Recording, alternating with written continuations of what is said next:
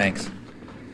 There's a conventional doctrine about the new era that's opening up before us and the promise that it holds. The official version of this was given about a year ago by the National Security Advisor, Anthony Lake, announcing what some have called the Clinton Doctrine.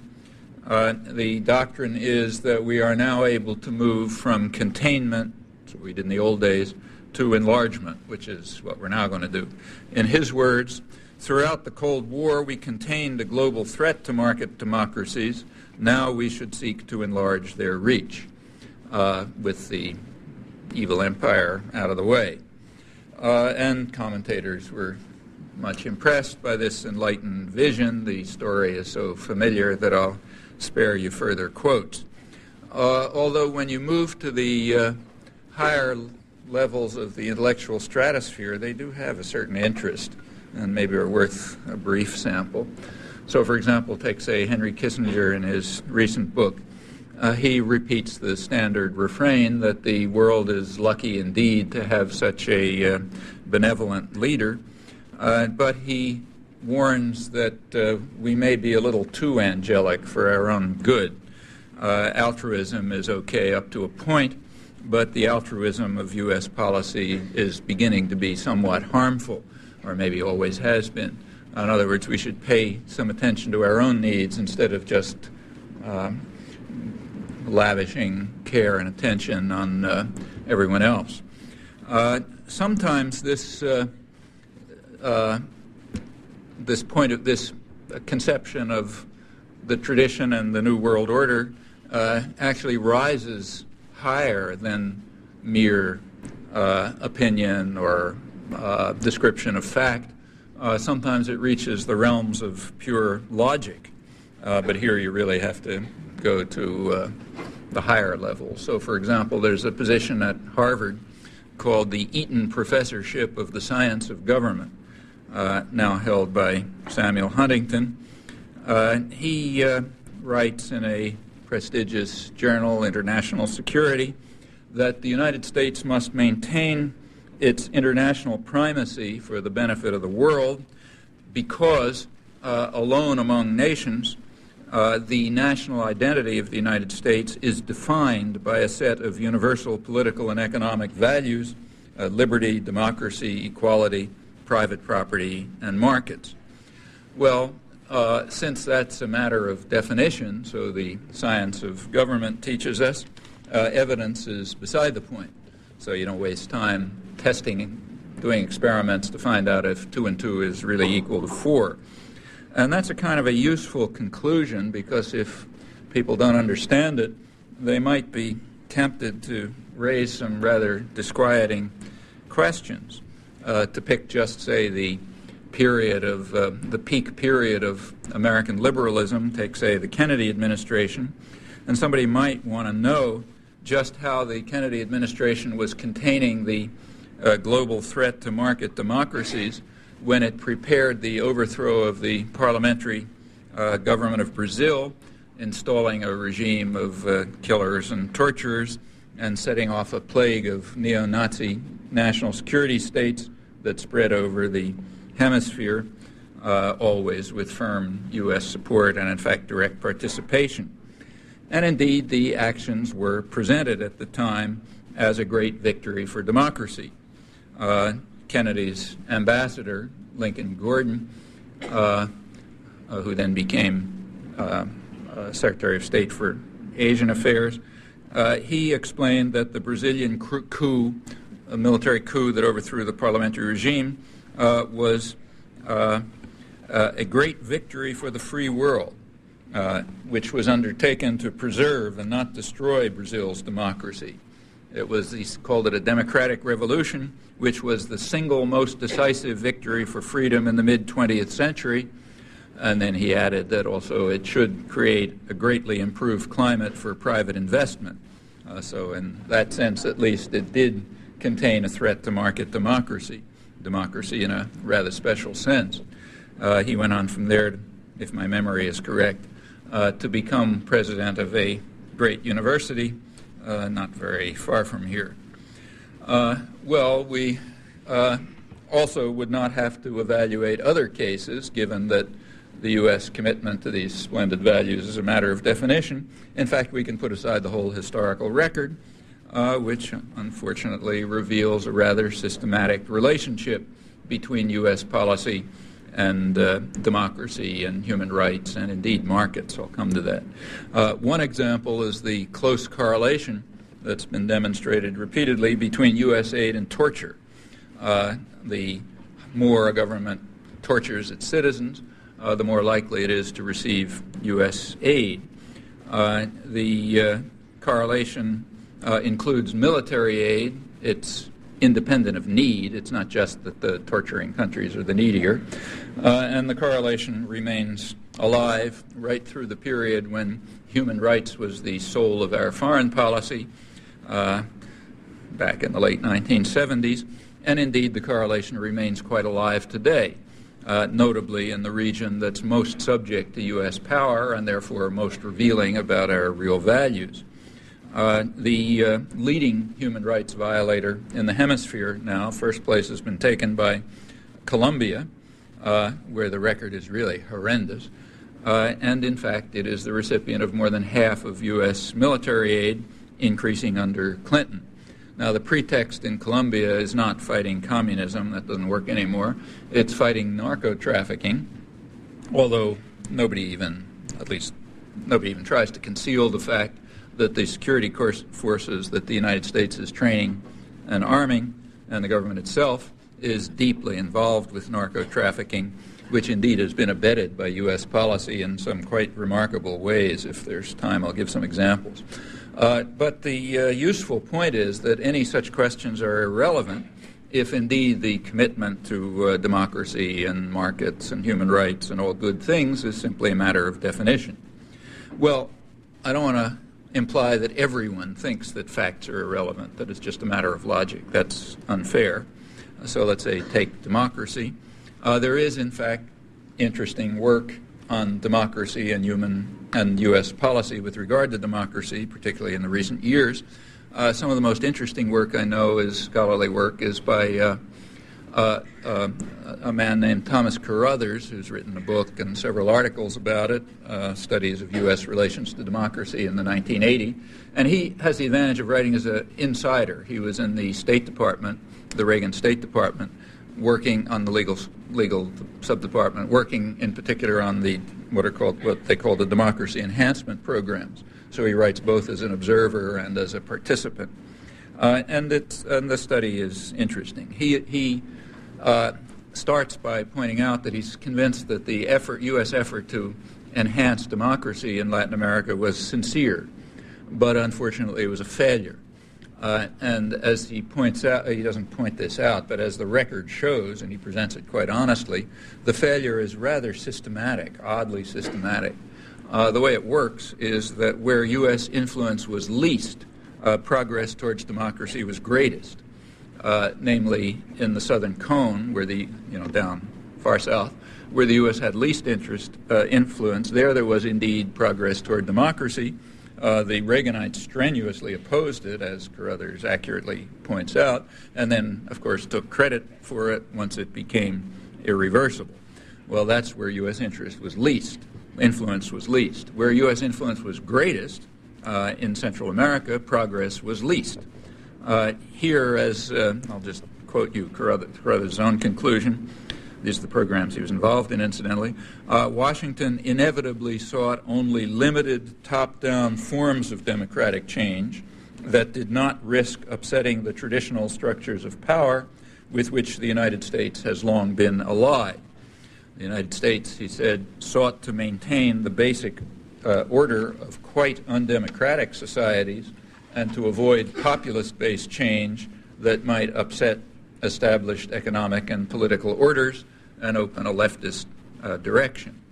In other words, we sponsored democracy as long as it came out the way we ordered it to come out, with the old non-democratic structure remaining and the anti-democratic elites that were allied to U.S. power in charge. Otherwise, we didn't sponsor it.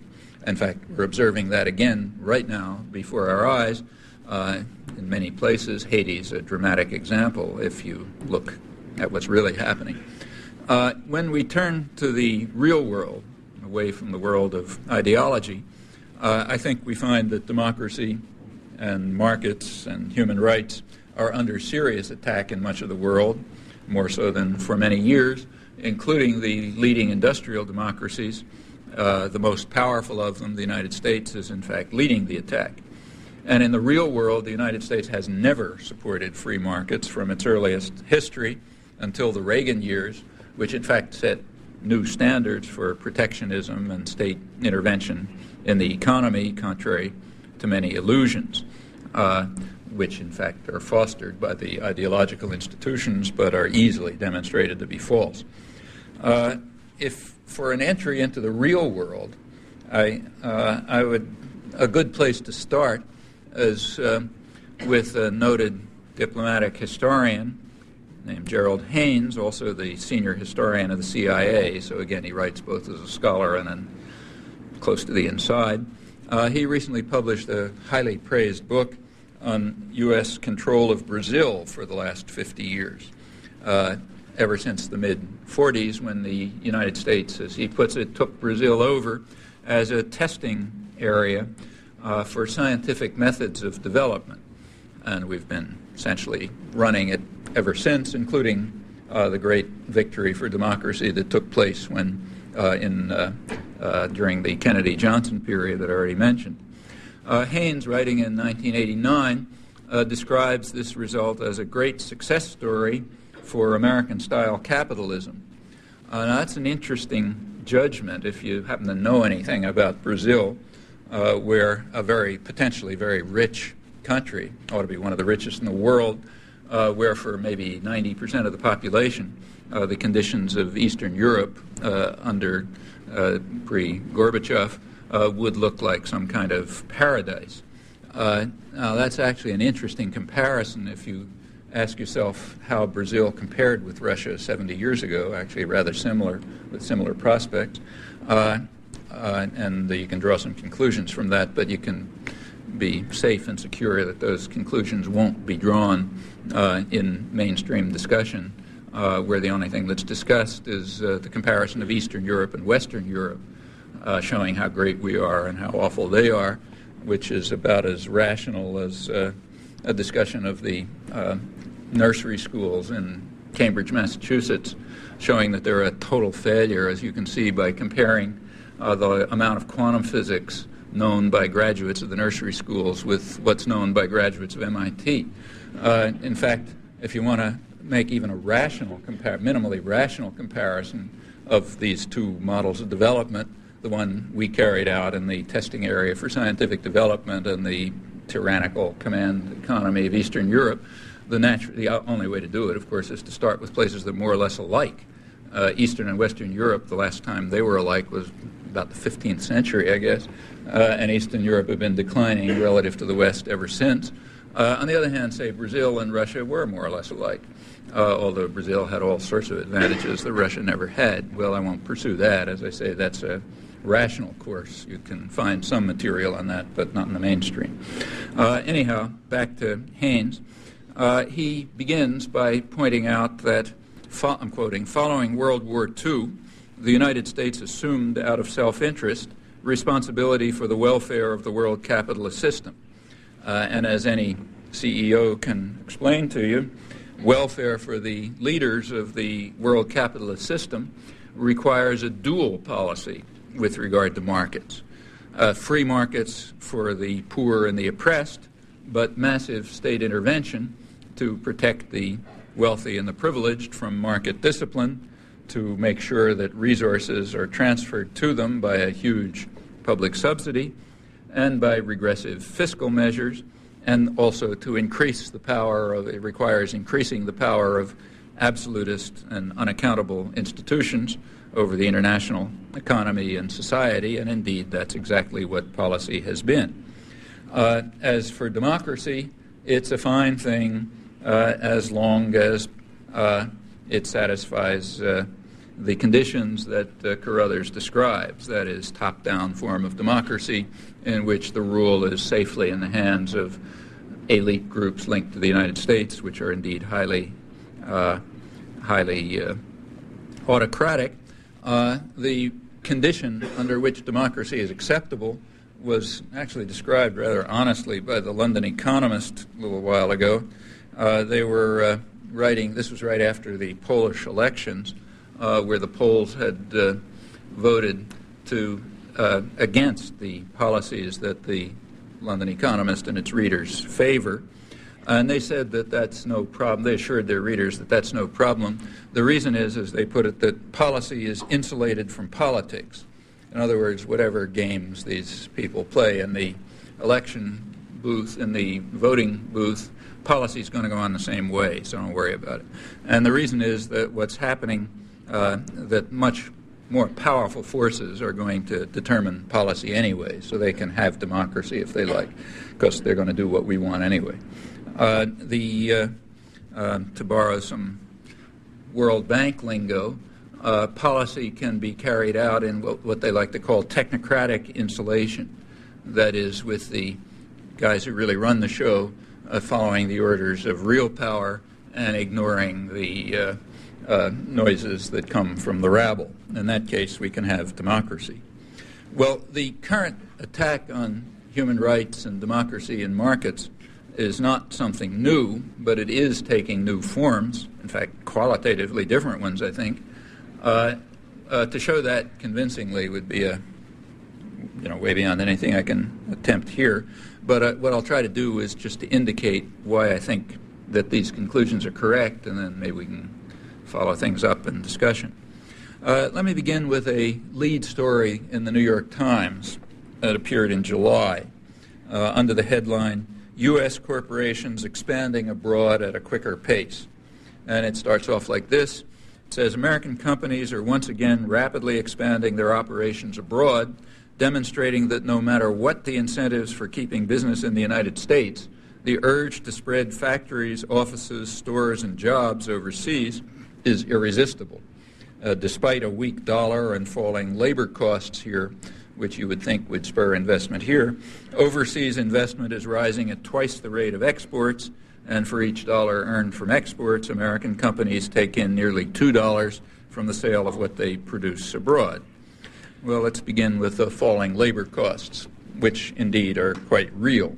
About 10 years ago, the United States had the highest wages in the world, which is what you'd expect. This is the richest country in the world by far, and it has absolutely unparalleled advantages. Real wages have, in fact, stagnated or even declined for the majority of the population since their peak around 25 years ago. But in the mid-'80s, the effects of the double-edged so-called conservatism of the Reaganites, namely markets for the poor and state protection for the rich, that hadn't yet had its full impact. By 1993, the impact was quite obvious. The Wall Street Journal was able to exult over what it called a welcome development of transcendent importance. Namely, U.S. labor costs had fallen below all other leading industrial powers, apart from England. We actually did fall below England for a while, but then Margaret Thatcher succeeded in driving the working people and the poor down even more efficiently than us.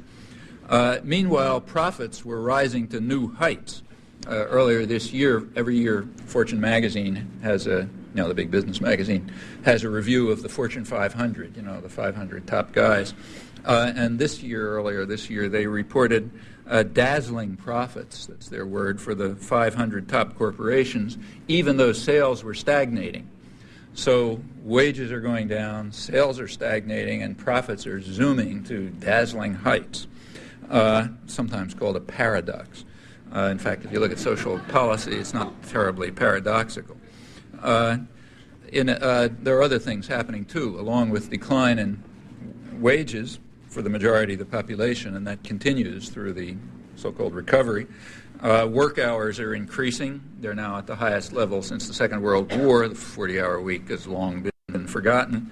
And markets are becoming more flexible. It's a technical term, which means that when you go to sleep at night, you don't know if you're going to have a job next morning. That's, as any economist can explain to you, that's a contribution to the health of the economy.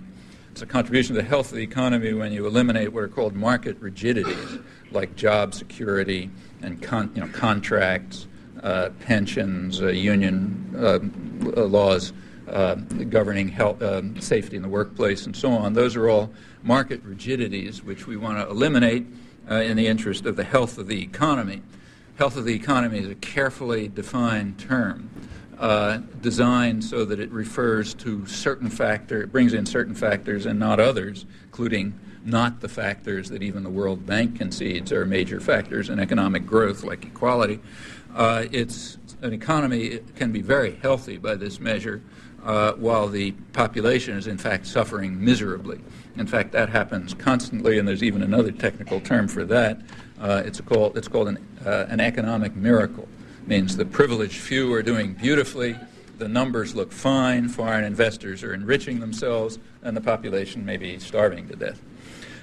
Well, these developments are welcome to other sectors of the world capitalist system for whose welfare the United States has provided, as the senior historian of the CIA puts it.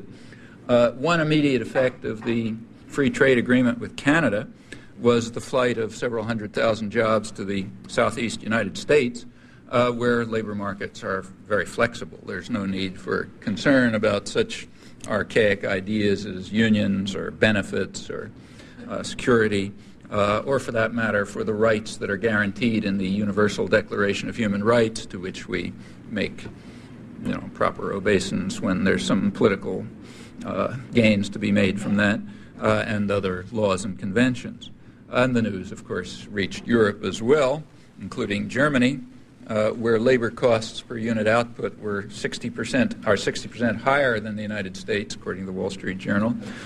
Just at that time, Germany's largest conglomerate, Daimler-Benz, established a major factory in Alabama where it was offered the usual benefits that are expected from third world countries at a cost to the taxpayer that was considered exorbitant even by the Wall Street Journal, which rarely has a harsh word for foreign investment.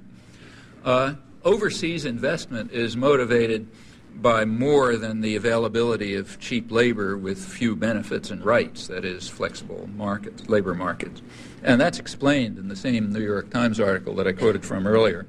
In it, the Times interviews an executive of the Gillette company, the Gillette razor company, and he explained why his corporation is shifting production to 28 countries, including Germany, despite its very high labor costs. And here's the reason. We're concerned about having only one place where a product is made because of labor problems. And he gives an example. Example is they have a factory in Boston, and if the Boston workers strike, Gillette could supply both the European and the U.S. markets from its plant in Berlin and thereby break the strike. So it's quite reasonable that Gillette should employ 3 times as many workers in manufacture abroad as in the United States, quite irrespective of costs. Notice that this is not for economic efficiency, so they're going to high-cost areas. Rather, it's just part of class war. It's a way to maintain power and to ensure that the highly class-conscious business sector in the United States will be able to beat down its enemy, namely the domestic population. This is quite apart from questions of economic efficiency, notice, except in a much longer, something in some other sense of the term. These processes, these internationalization of productions, which is going on, of which this is an illustration, that puts quite a different cast on the discussion that's underway these days, the debate about what's called American decline. It means that it indicates, as it was always true, but now it's much more true, that if you want to evaluate the notion of American decline, you have to begin by saying what you mean by the United States. What is it? If you mean by the United States the geographical entity and the people in it, then indeed the country is declining in many respects. But as Adam Smith observed 2 centuries ago, the principal architects of state policy, in his days the merchants and manufacturers of England, have quite different interests than those of the population of their country, and they make sure that their own interests are, in his words, most peculiarly attended to, whatever the effect on their own populations, let alone others. And nothing has changed in that regard, including the need to employ the class analysis that Adam Smith took for granted in understanding policy choices. Incidentally, I'm talking about the real Adam Smith, not the one who is created by ideologues. The real one is actually quite interesting, not the imbecile it sounds like when you look at what's attributed to him. So we have to at least begin by recognizing what was a truism to Adam Smith, that when we talk about policy, we have to ask, are we talking about the principal architects, no longer the merchants and manufacturers, but now basically transnational corporations and banks and so on, or are we talking about the population of the country? And you just get quite different answers.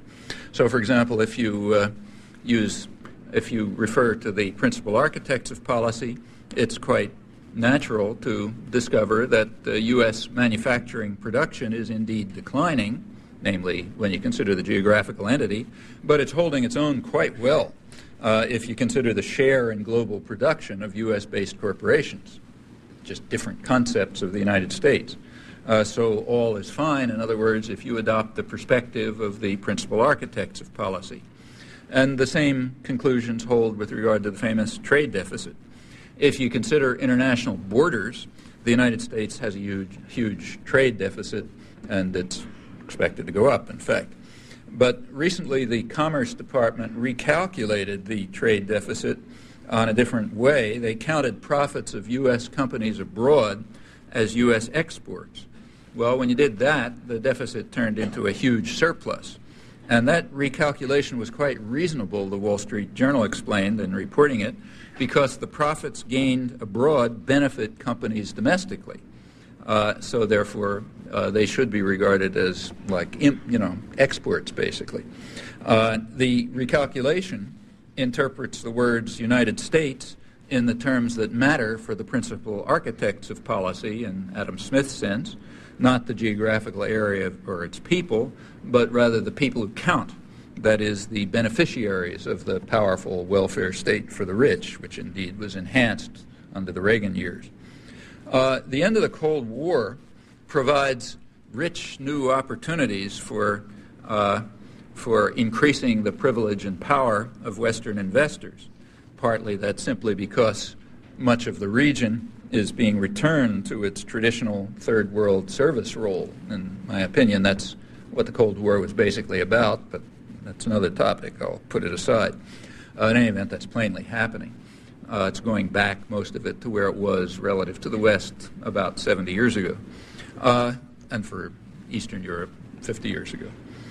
Also, these developments offer the principal architects of policy and the institutions they represent, it offers them new weapons against their domestic enemy, namely the population at home, and that's quite an important matter. Workers in the East are skilled and healthy and well-educated, although that, in fact, is changing because of the precipitous and disastrous decline in quality of life standards in most of Eastern Europe since 1989, as the capitalist reforms were imposed, and they, in fact, were returned to the third world where they're supposed to be.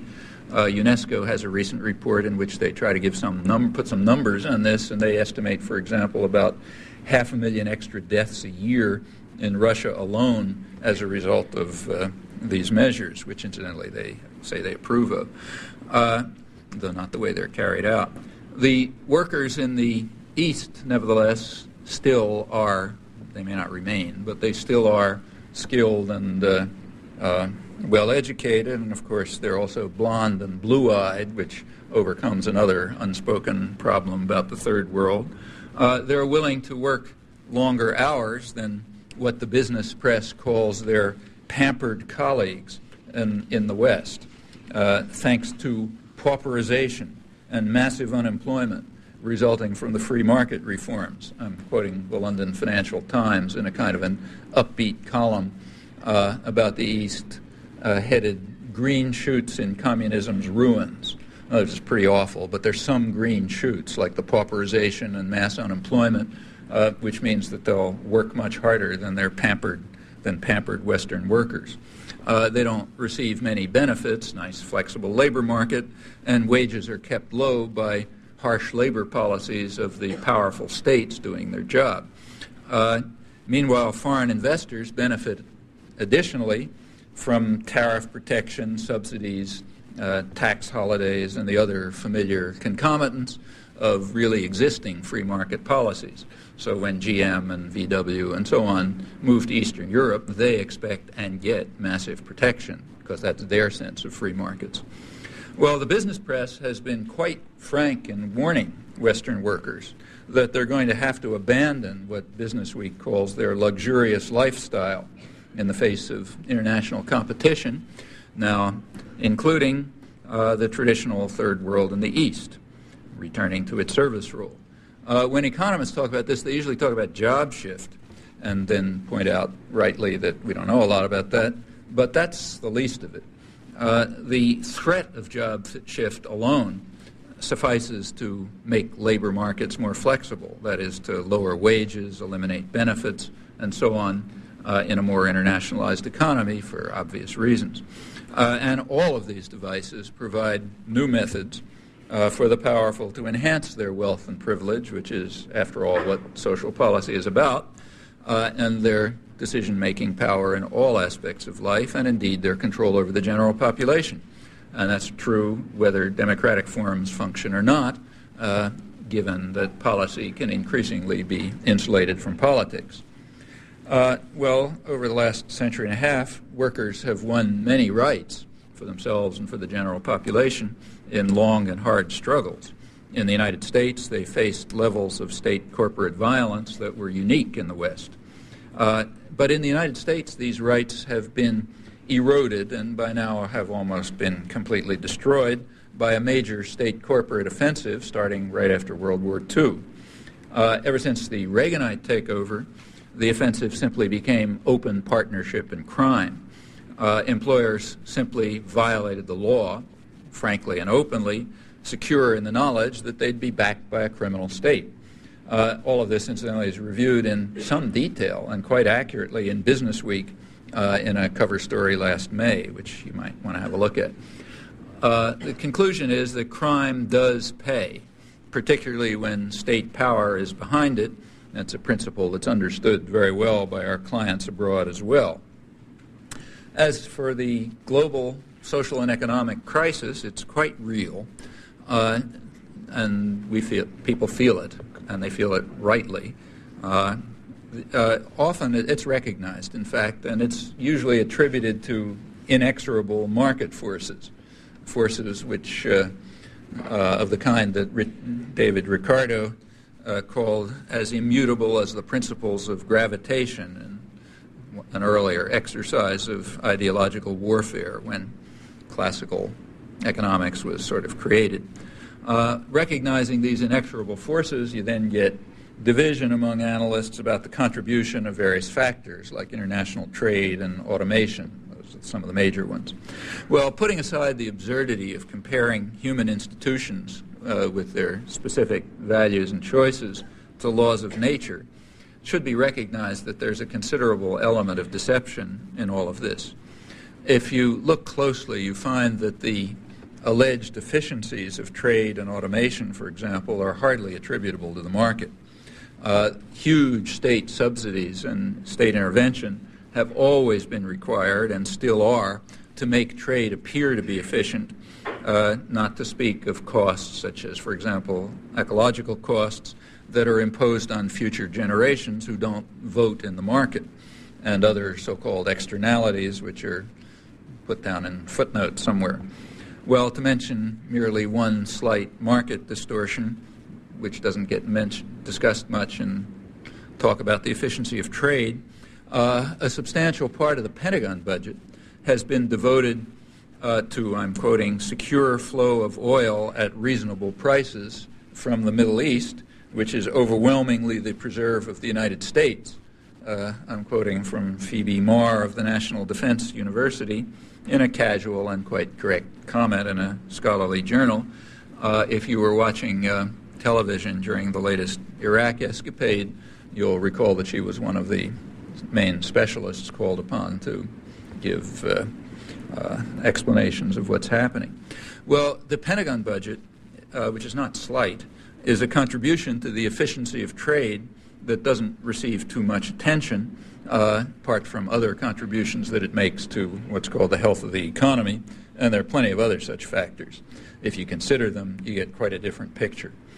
Let's take automation, the second factor. There's no doubt that it is throwing people out of work these days, and it does contribute to profit today. However, automation was so inefficient that it could not be developed through market forces. It had to be developed through decades of protection in the state sector. That's what's called here the defense system. That's just the state sector of the economy, which the public pays for until something profitable comes out, at which point it's handed over to private power. This has been studied very extensively and very revealingly by David Noble, formerly of my university, now in Canada. Works very much worth reading. And furthermore, as he demonstrates, the specific form of automation that was selected was not inherent in the technology, nor was it picked for reasons of economic efficiency. Often the choice was driven by power rather than profit or efficiency or anything that's in the technology. That is, the form of automation that was developed within the state sector, protected because of its enormous inefficiency, the form of automation that was developed was designed to de-skill workers and subordinate them to management, not the contrary, to give work, to empower workers and eliminate management. The technology doesn't care which way it's used. It could be used one way or the other. And questions of profit are basically irrelevant to this question. What is relevant are questions of domination and control, like, for example, Gillette's buildup of a labor force in Berlin in case American workers get the crazy idea of striking. What is in fact happening in the world has less to do with markets than it does with raw, concentrated power and class war of the kind that was obvious to Adam Smith. Increasingly, this power is vested in unaccountable institutions. There are changes in the international economy that have offered real hopes for reversing and unraveling the advances in democracy and human rights that had been achieved in more than a century of bitter struggle. One factor is just the internationalization of the economy, which offers very effective weapons against working people, as I mentioned, as is obvious. Another factor, which sort of goes along in parallel with that, is the huge explosion in unregulated financial capital, and also which has just exploded since around 1970 when the regulatory system was dismantled by Richard Nixon, the Bretton Woods system. And not only has the scale grown enormously, but so has the composition. So current estimates are that around 1970, about 90% of the capital involved in international exchanges was trade-related or investment-related, that is, related to some sort of meaningful economic purpose. And about 10% was speculation, like speculation against currencies. By 1990, those numbers had literally reversed, 90% speculation, not anything productive. And the latest report I saw in a UN Development Program report just a few months ago is that figure is now going up to 95%. Well, the difference between 10% devoted to mere speculation and 95% devoted to it is great, apart from the fact that the scale has become completely astronomical, and that has its consequences. It creates massive pressures leading towards low growth, low wage, dazzling profit economies, and it helps insulate policy from politics and eliminate the threat of democracy. That's what's being referred to when people talk about technocratic insulation and the fact that democracy isn't as much of a fear anymore because there's nothing much people do about it anyway. Power lies in other hands.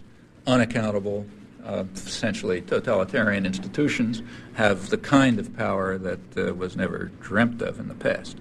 Well, I think that's what's really happening. a lot of work on this. In fact, instead of talking at this abstract level, let's go down to earth. The real meaning of what's called free market conservatism is illustrated by a closer look at the most passionate enthusiasts for what they call getting the government off our back and letting the market reign undisturbed. Those are the mantras these days, as you read every day. Well, New York Times had a front-page story on this interesting phenomenon a little while ago, and they picked a concrete example, and indeed the most striking example, Cobb County, Georgia. The article appears under the heading, Conservatism Flowering Among the Malls. That's what's happening in Cobb County, Georgia. It's a rich suburb of Atlanta, scrupulously insulated from any urban infection, so that the inhabitants can enjoy the fruits of what is described as their entrepreneurial values and their market enthusiasms. Which are defended in Congress by their representative, the leading conservative in Congress, Newt Gingrich, next Speaker of the House, I presume, who is proudly proclaiming that the anti-government sentiments of the American people are finally beginning to prevail over the socialistic welfare state. Well, there is a small footnote to this. Cobb County, Georgia, receives more federal subsidies than any other county in the country, with two interesting exceptions. One of them is Arlington, Virginia, which is, of course, just part of the federal system. And the other is the Florida home of the Kennedy Space Center, which is another central component of the system of public subsidy of private profit. But if you move out of the state system itself, so put aside those two counties, then Cobb County is the leading recipient of federal subsidies, public subsidies funneled through the federal government in the country. The leading employer in Cobb County is Lockheed Aircraft, a corporation which exists thanks to massive public subsidy. Most other jobs in Cobb County where people are pursuing their entrepreneurial values also are based on feeding at the public trough, meaning the taxpayers paying for them. Meanwhile, praises to market miracles are resounding to the heavens, notably where conservatism is flowering among the malls, along with calls to get the government off our back, as long as we're sure that its hands are pouring public funds into our pockets. If you want a very graphic illustration of how this works, I really urge you to look at Newt Gingrich's Contract with America, parts of which are published in the New York Times this morning. I could read it on the airplane coming down. If you read it, you discover, not just a little bit closely, it doesn't take very closely, you discover that what he's calling for is a greatly enhanced and much more powerful welfare state for the rich, but with punishment of the poor. And in fact, it's done in a pretty brazen fashion. It's worth reading carefully. And in fact, that pattern is almost exceptionless. So one sort of minor part of the welfare state for the rich is just straight, flat, outright welfare, whether it's sometimes masked in regressive fiscal measures, but what amounts to just payments. And what you find, just read a recent study by one economist, that if for a household with incomes over $100,000, welfare subsidies from the government are about almost twice as high as for households with income of under $10,000. Now, these subsidies include things like, say, tax reductions for mortgage payments and so on, which are equivalent to subsidies. Might as well just give people the money. It's just a way of disguising it so others don't see it. Now, that's the small part of it. But even there alone, we find that the welfare to the rich is well beyond anything that goes to the poor. So the welfare system is, in fact, a redistributed system upwards, something which wouldn't have surprised Adam Smith, who understood that that's what the principal architects of policy are up to.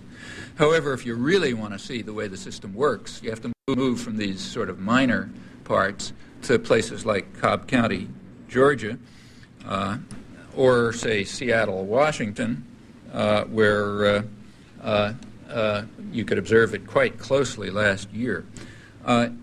Bill Clinton is off to Jakarta next week, or a week or two for the next APEC conference, side comment, he made it clear that he's not going to bring up any human rights issues. Indonesia has a horrendous human rights record. If you want to have a look at what it's like, take a look at the latest Amnesty International report, which is unusual. I mean, I've rarely seen such a harsh and well-justified report, in fact.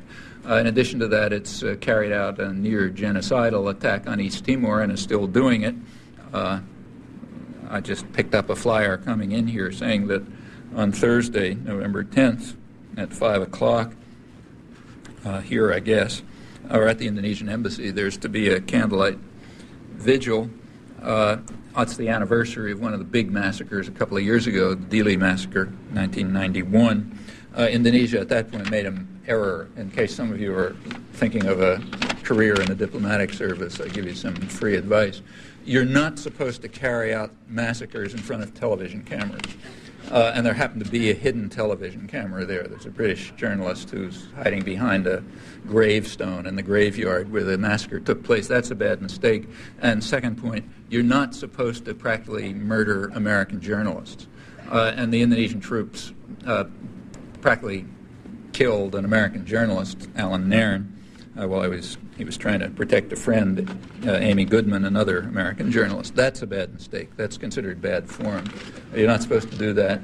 And when you do that, there's a routine that you go through, cover-up, judicial cover-up, punishment of the victims, free the people who were responsible. And then there's another job. This is advice for those of you who want to be journalists or academics and so on. You're supposed to praise this magnificent display that shows how human rights are improving and it's really a wonderful place and so on and so forth. I mean, this is a record that is replayed over and over, and it was done on, in that case, if you don't happen to like it, you can, for example, join the vigil.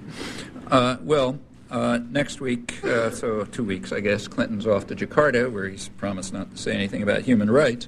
The last APEC conference, Asia-Pacific Economic Conference, or whatever it's called. The last one a year ago was in Seattle, and there Clinton was the star performer. He offered what the press described with great awe as his grand vision of the free market future, a lot of admiration. He gave the talk announcing this grand vision in a hangar of the Boeing Corporation in Seattle. And in fact, he selected Boeing as his model, the model of the free market future. And it makes some sense. Boeing is the country's leading exporter, and in fact, civilian aircraft leads the way in U.S. manufacturing exports. The world's biggest industry, the tourism industry, is, of course, aircraft-based, and it accounts for about a third of the U.S. trade surplus in services. So it makes good sense to pick Boeing. Boeing also happens to be a perfect example of state-supported industry. Boeing is a publicly subsidized, like Lockheed, publicly subsidized corporation, which the taxpayer pays for, but the profits go to the investors. That's our system. That's what we call free enterprise, and getting the government off your backs. So Boeing was a great choice. Nobody seemed to notice this when they were talking about the grand vision for the future, but it's an interesting story. If you look at the history, Boeing, the leading exporter, before World War II, it could barely survive. During World War II, however, its investment increased fivefold, over 90% of it federal money. This is while Boeing was doing its patriotic duty during the Second World War, and wages were being held down for others doing their patriotic duty. So after World War II, Boeing was in business, not through the forces of the market. Well, what happened after the war? Fortune magazine, the leading business magazine, recognized right off, I'm quoting it, that the aircraft industry cannot satisfactorily exist in a pure, uncompetitive, unsubsidized free enterprise economy. And Business Week added that the government is their only possible savior. And in fact, the Pentagon system was revitalized as the savior. It sustained and expanded the aircraft industry, the leading civilian exporter, along with a lot of others that went along with it. For example, metals generally, electronics, computers. About 85% of electronics research and development during the 50s was paid for by the taxpayer. The profits later went to private corporations. That includes chemicals, machine tools, automation, as I mentioned, and in fact just about every other central component of the industrial economy. Incidentally, the fact that the government had to be the savior, meaning the taxpayer had to pay for it, for the enrichment of the wealthy and the maintenance of a private enterprise economy, that was completely frank and open in the business press, was never concealed. You don't have to go to secret records to discover it. All you have to do is read the business press in the late 40s. Very clear. It's also supported by released secret documents, but there's nothing much to reveal. The first secretary except for the general population, who was not supposed to hear any of this, the first Secretary of the Air Force, Stuart Symington, he put the matter quite plainly in January 1948. He said, the word to talk is not subsidy. The word to talk is security. Listen to the word and you'll learn a lot about recent history, including the Cold War. Symington was essentially aircraft industry representative in Washington, and he regularly demanded enough procurement funds from Congress to, as he put it, meet the requirements of the aircraft industry. And in fact, Boeing won the major share. And so the matter continues until today. I've written about it elsewhere, but there's no time to talk about it. And in fact, it continues in pretty much the same way in just about every functioning sector of the productive economy.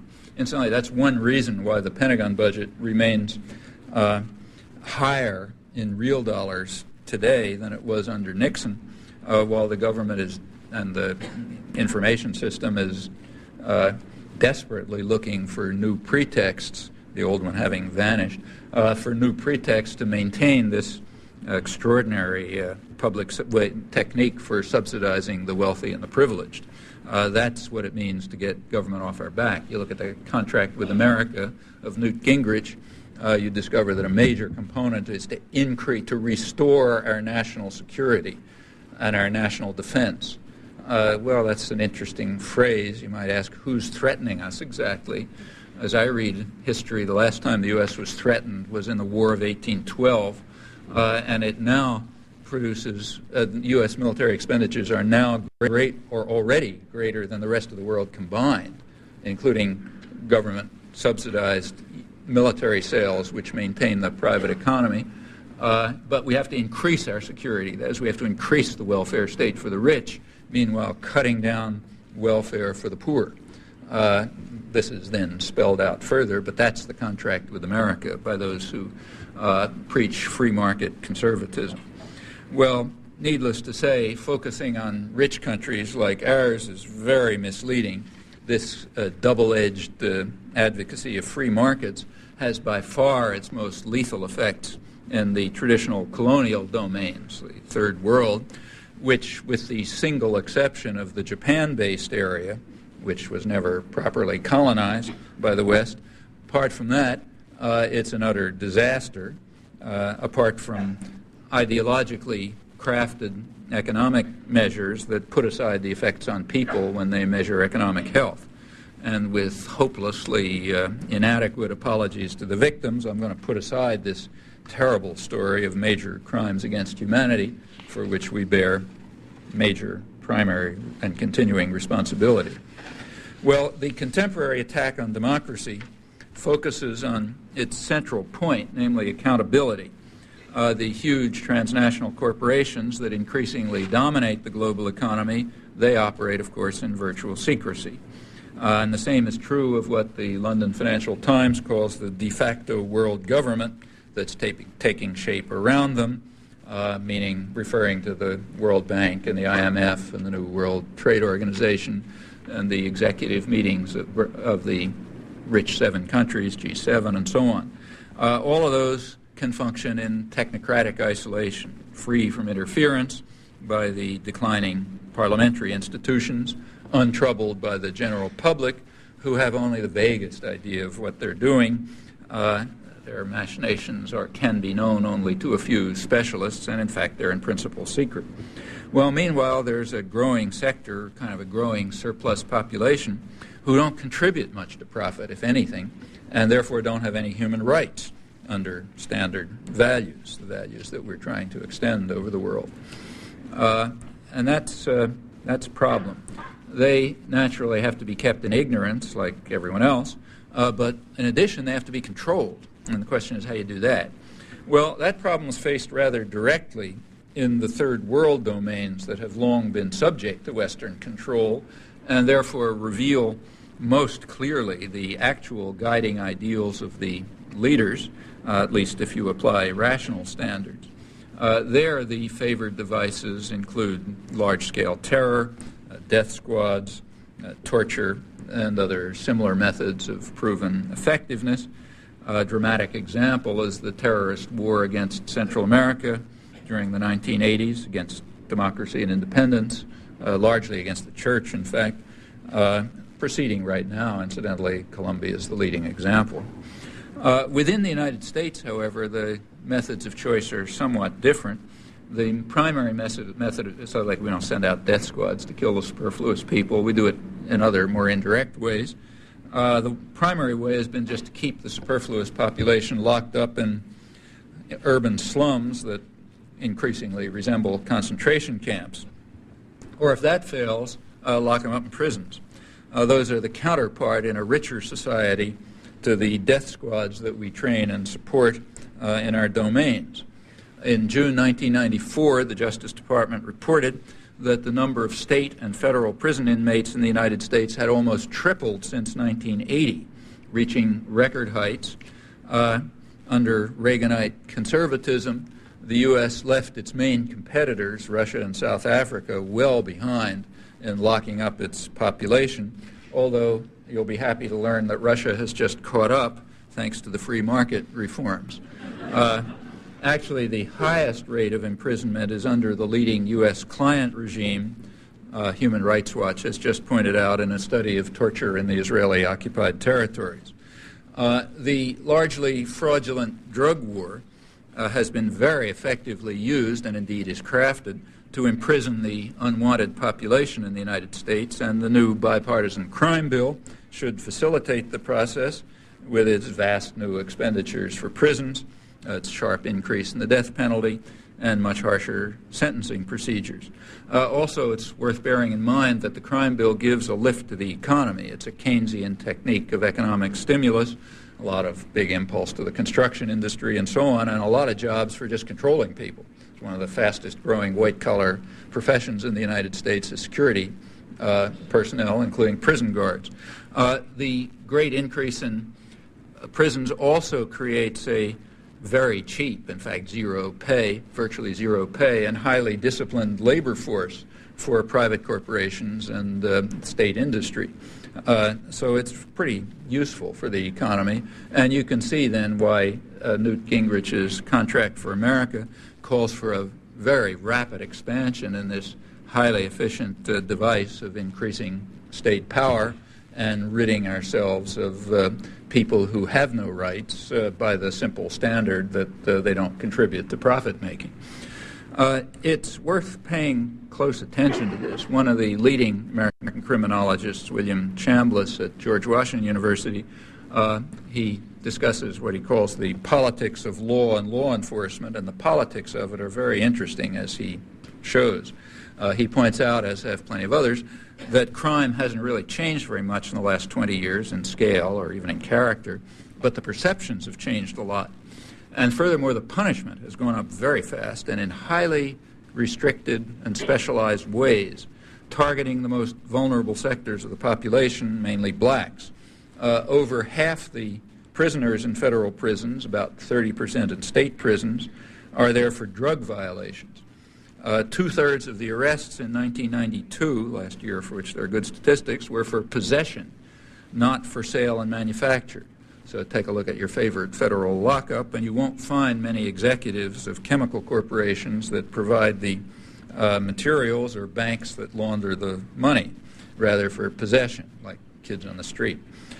Blacks account for 2/3 of the prisoners convicted for drug offenses, even though studies have shown that more whites than blacks use illegal drugs, and of course about 80% of the population is white. And furthermore, the laws themselves are very carefully crafted.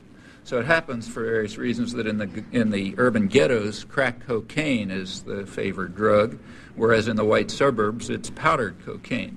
Have a look at the laws for those two, and you'll find that the punishments are radically different.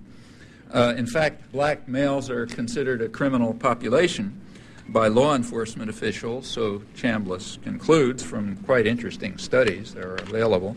This includes direct observation in a project with the Washington police in which, law students and so on travel around with the police and just take transcripts of what's happening. He says they're treated as a criminal population. I don't think that's exactly correct. Criminals are supposed to have constitutional rights, but as his and other studies show, that's not true for the black population, which is treated more like a population under military occupation. It's not a criminal population.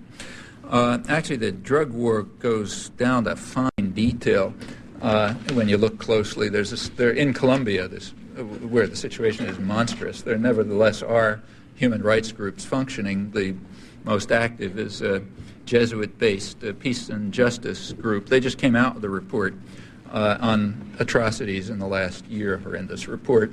But they also include an appendix on the drug cartels, which is kind of intriguing.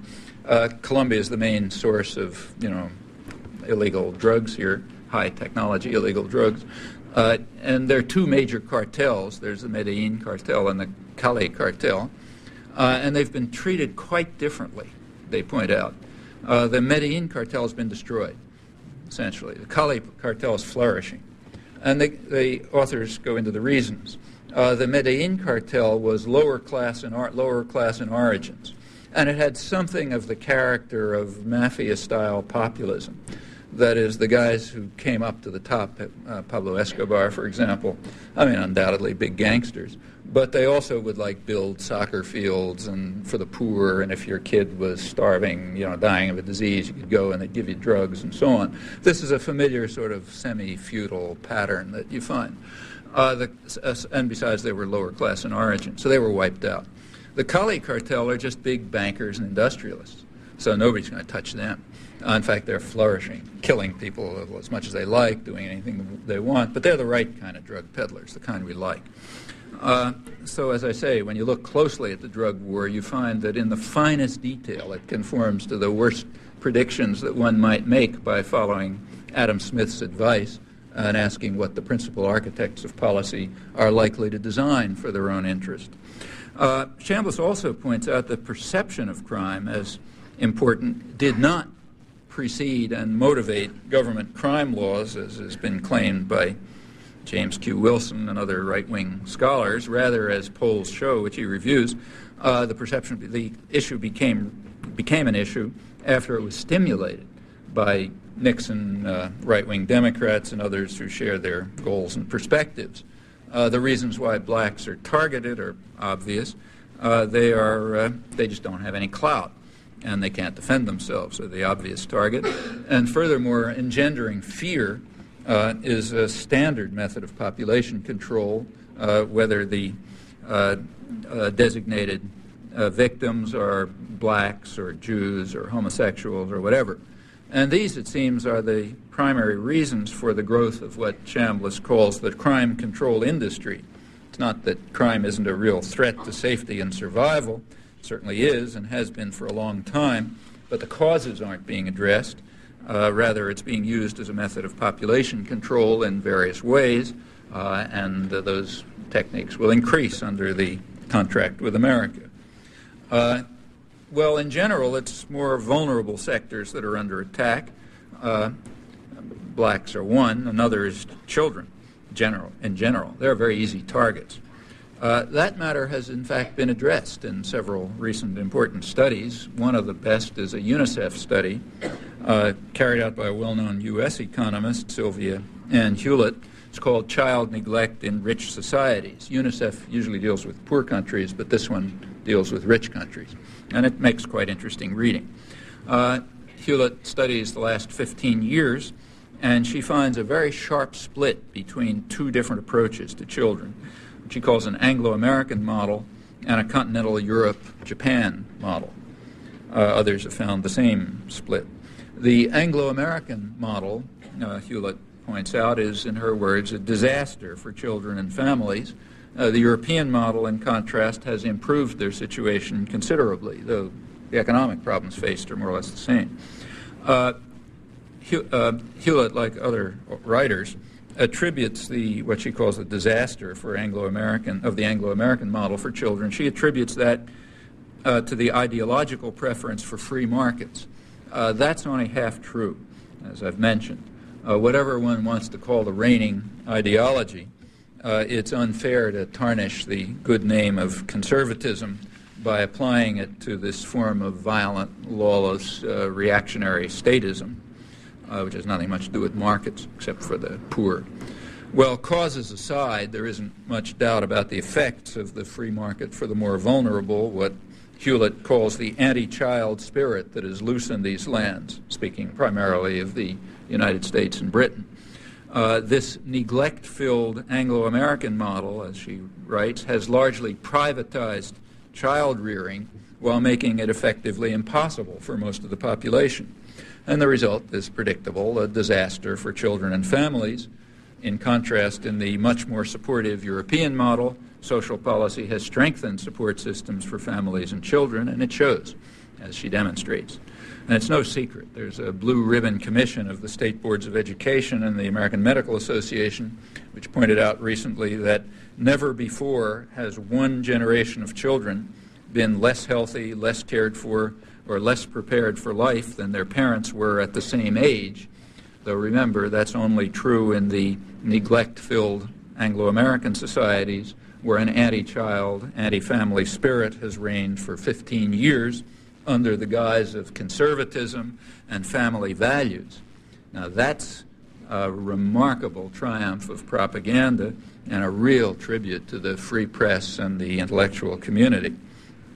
A symbolic expression of this disaster for children and families is the fate of there's an International Convention on the Rights of the Child.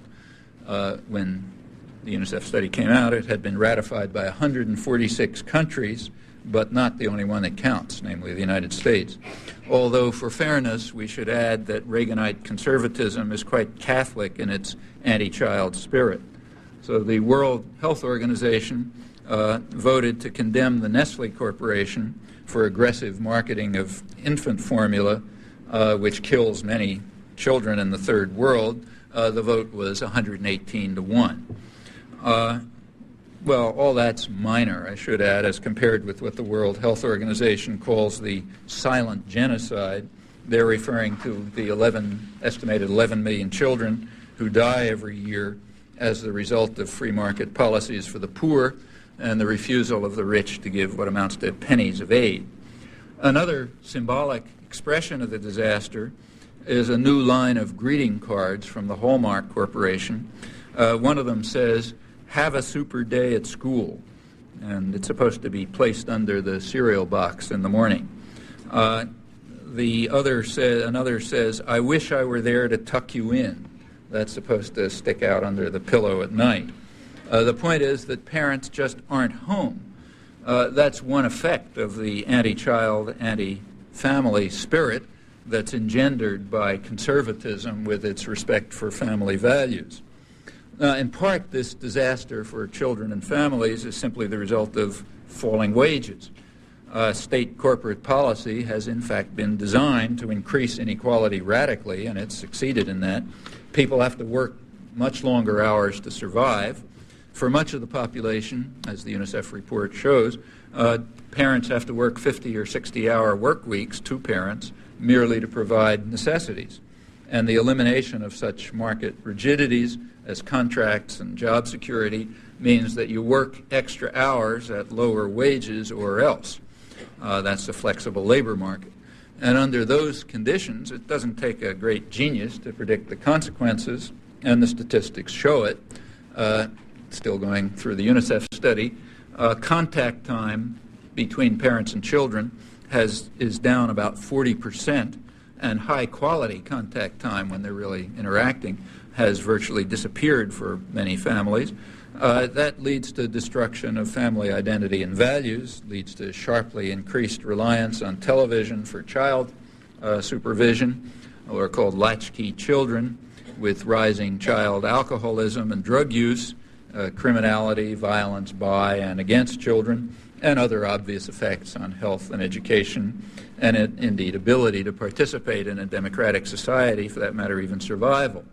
I repeat, these are not laws of nature, but they are consciously designed social policies with a particular goal, which is being achieved: enrich the Fortune 500 through powerful welfare state for the rich, while conducting what amounts to a war against families and children and other vulnerable sectors. Actually, some of the consequences of this receive a huge amount of attention, and in a very enlightening fashion. In the last couple of weeks, as I'm sure you've read, major journals have been lavishing attention on several new books that are concerned with falling IQ and scholastic achievement. New York Times, for example, devoted an unusually long lead article in the book review to this topic by Malcolm Brown. He opens by warning that governments and societies that ignore the issues raised by the books he reviews will do so at their peril. Well, there's no mention of the UNICEF study, or in fact any others. I've never seen a review elsewhere either, or any other study that deals with the war against children and families in the Anglo-American societies, which could maybe have something to do with falling scholastic achievement and IQ, but that's we're not supposed to talk about. So what question is it that we ignore at our peril? Well, it turns out to be quite narrow, none of these questions. It turns out that IQ may be partially inherited and more ominously linked to race, with blacks breeding like rabbits and fouling the gene pool. Now there's a real problem. One of the problems, one of the books that Brown respectfully reviews, suggests that maybe black mothers don't nurture their children because, I'm quoting, they evolved in the warm but highly unpredictable environment of Africa. Now that's real hard science, which we ignore at our peril.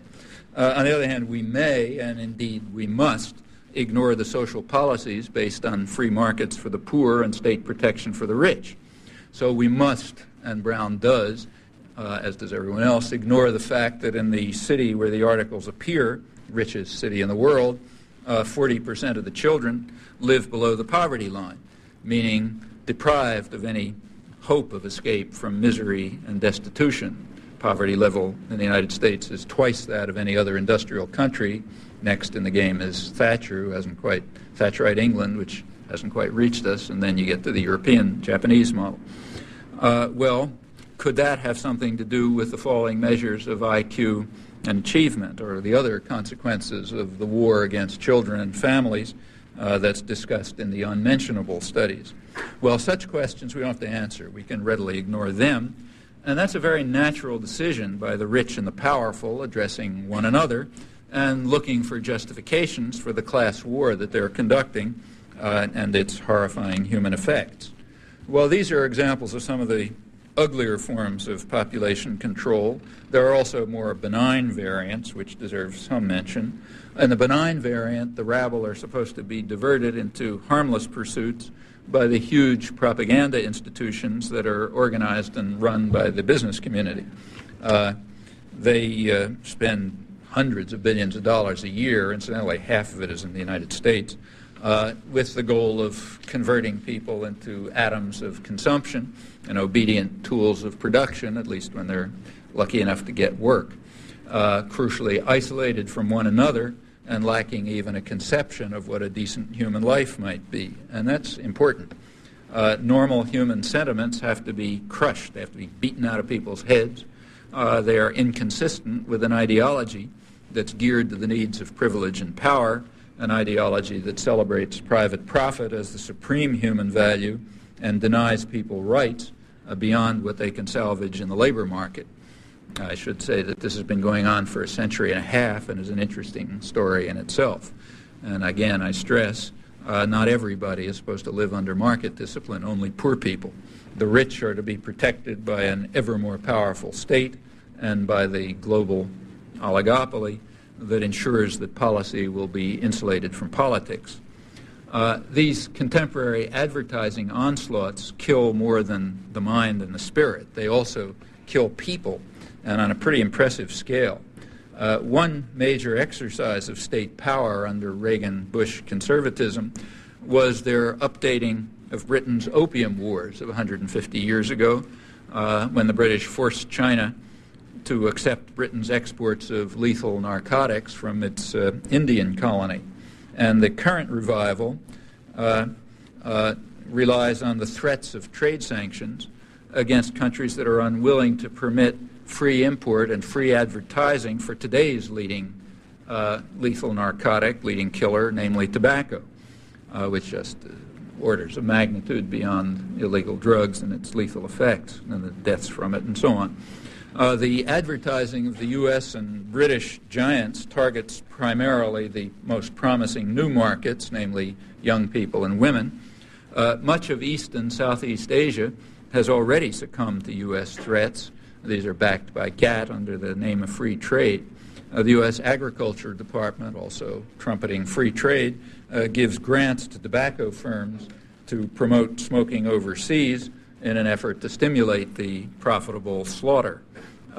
Asian countries have attempted anti-smoking campaigns, but they're overwhelmed by the miracles of the market, reinforced by U.S. state power through the sanctions threat. There's an epidemiologist in Oxford University who's really studied this, and he recently studied this. He estimates that among Chinese children under 20 today, 50 million will die of cigarette-related diseases. It's an achievement that ranks reasonably high even by 20th century standards. Well, along with democracy and rights, markets are also under intensive attack. Even if we put aside the massive state intervention at home and in the national economy, increasing under the Reaganites, the increasing economic concentration and market control, they alone offer endless devices to evade and undermine market discipline. That's a long story that there's no time to go into here, but let me just mention with one illustration. About 40% of what's called world trade isn't really trade at all in any meaningful sense. Rather, it's operations that are internal to corporations, which happen to cross a border, like the Ford Motor Company sends something from one assembly plant to another, happens to cross a border in the process. That's called trade. Those interactions are, in fact, centrally managed by a very visible hand with all sorts of mechanisms for undermining markets in the interests of profit and power.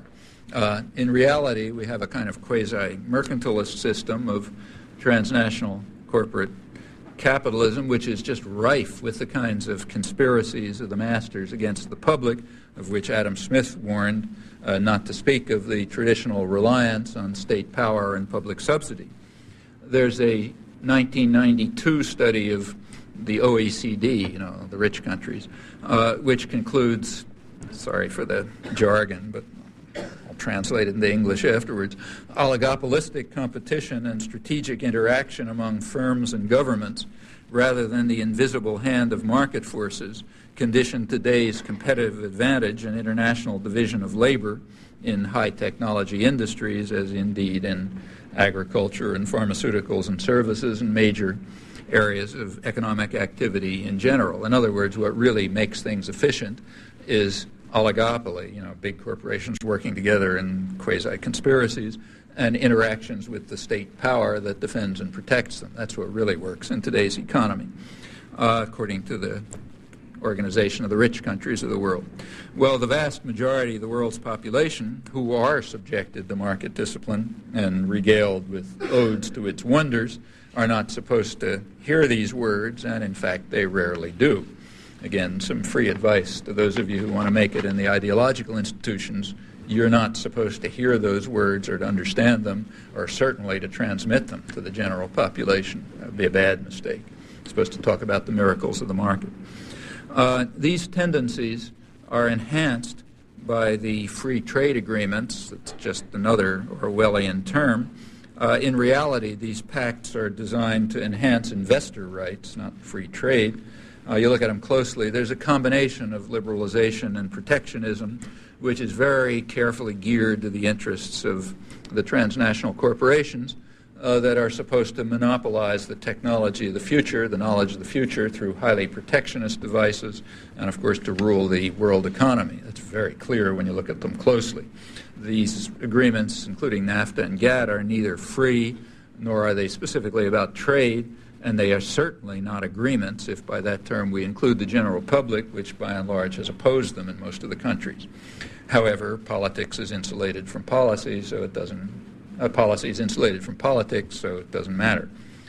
These agreements, these investor rights agreements, are likely to achieve, at least enhance, the basic goal, namely to accelerate the drift of global society, including the rich countries, to a kind of third world model, a model where you have islands of enormous wealth and privilege and a growing sea of misery and despair. Well, to reverse this course, or at least to stem it, and to restore a bit of respect for the values of classical liberalism as it really was, and values of the Enlightenment that have long been forgotten, for respect for freedom and human rights, to do that, it's not necessary to repeal the principles of gravitation. It's only necessary to penetrate the clouds of deceit and distortion, to learn the truth about the world, and to act to change it. That's never been impossible. It's never been easy. It's not impossible today, and it's not going to be easy today. There's rarely, if ever, been a time in human history when that choice carried such enormous human consequences.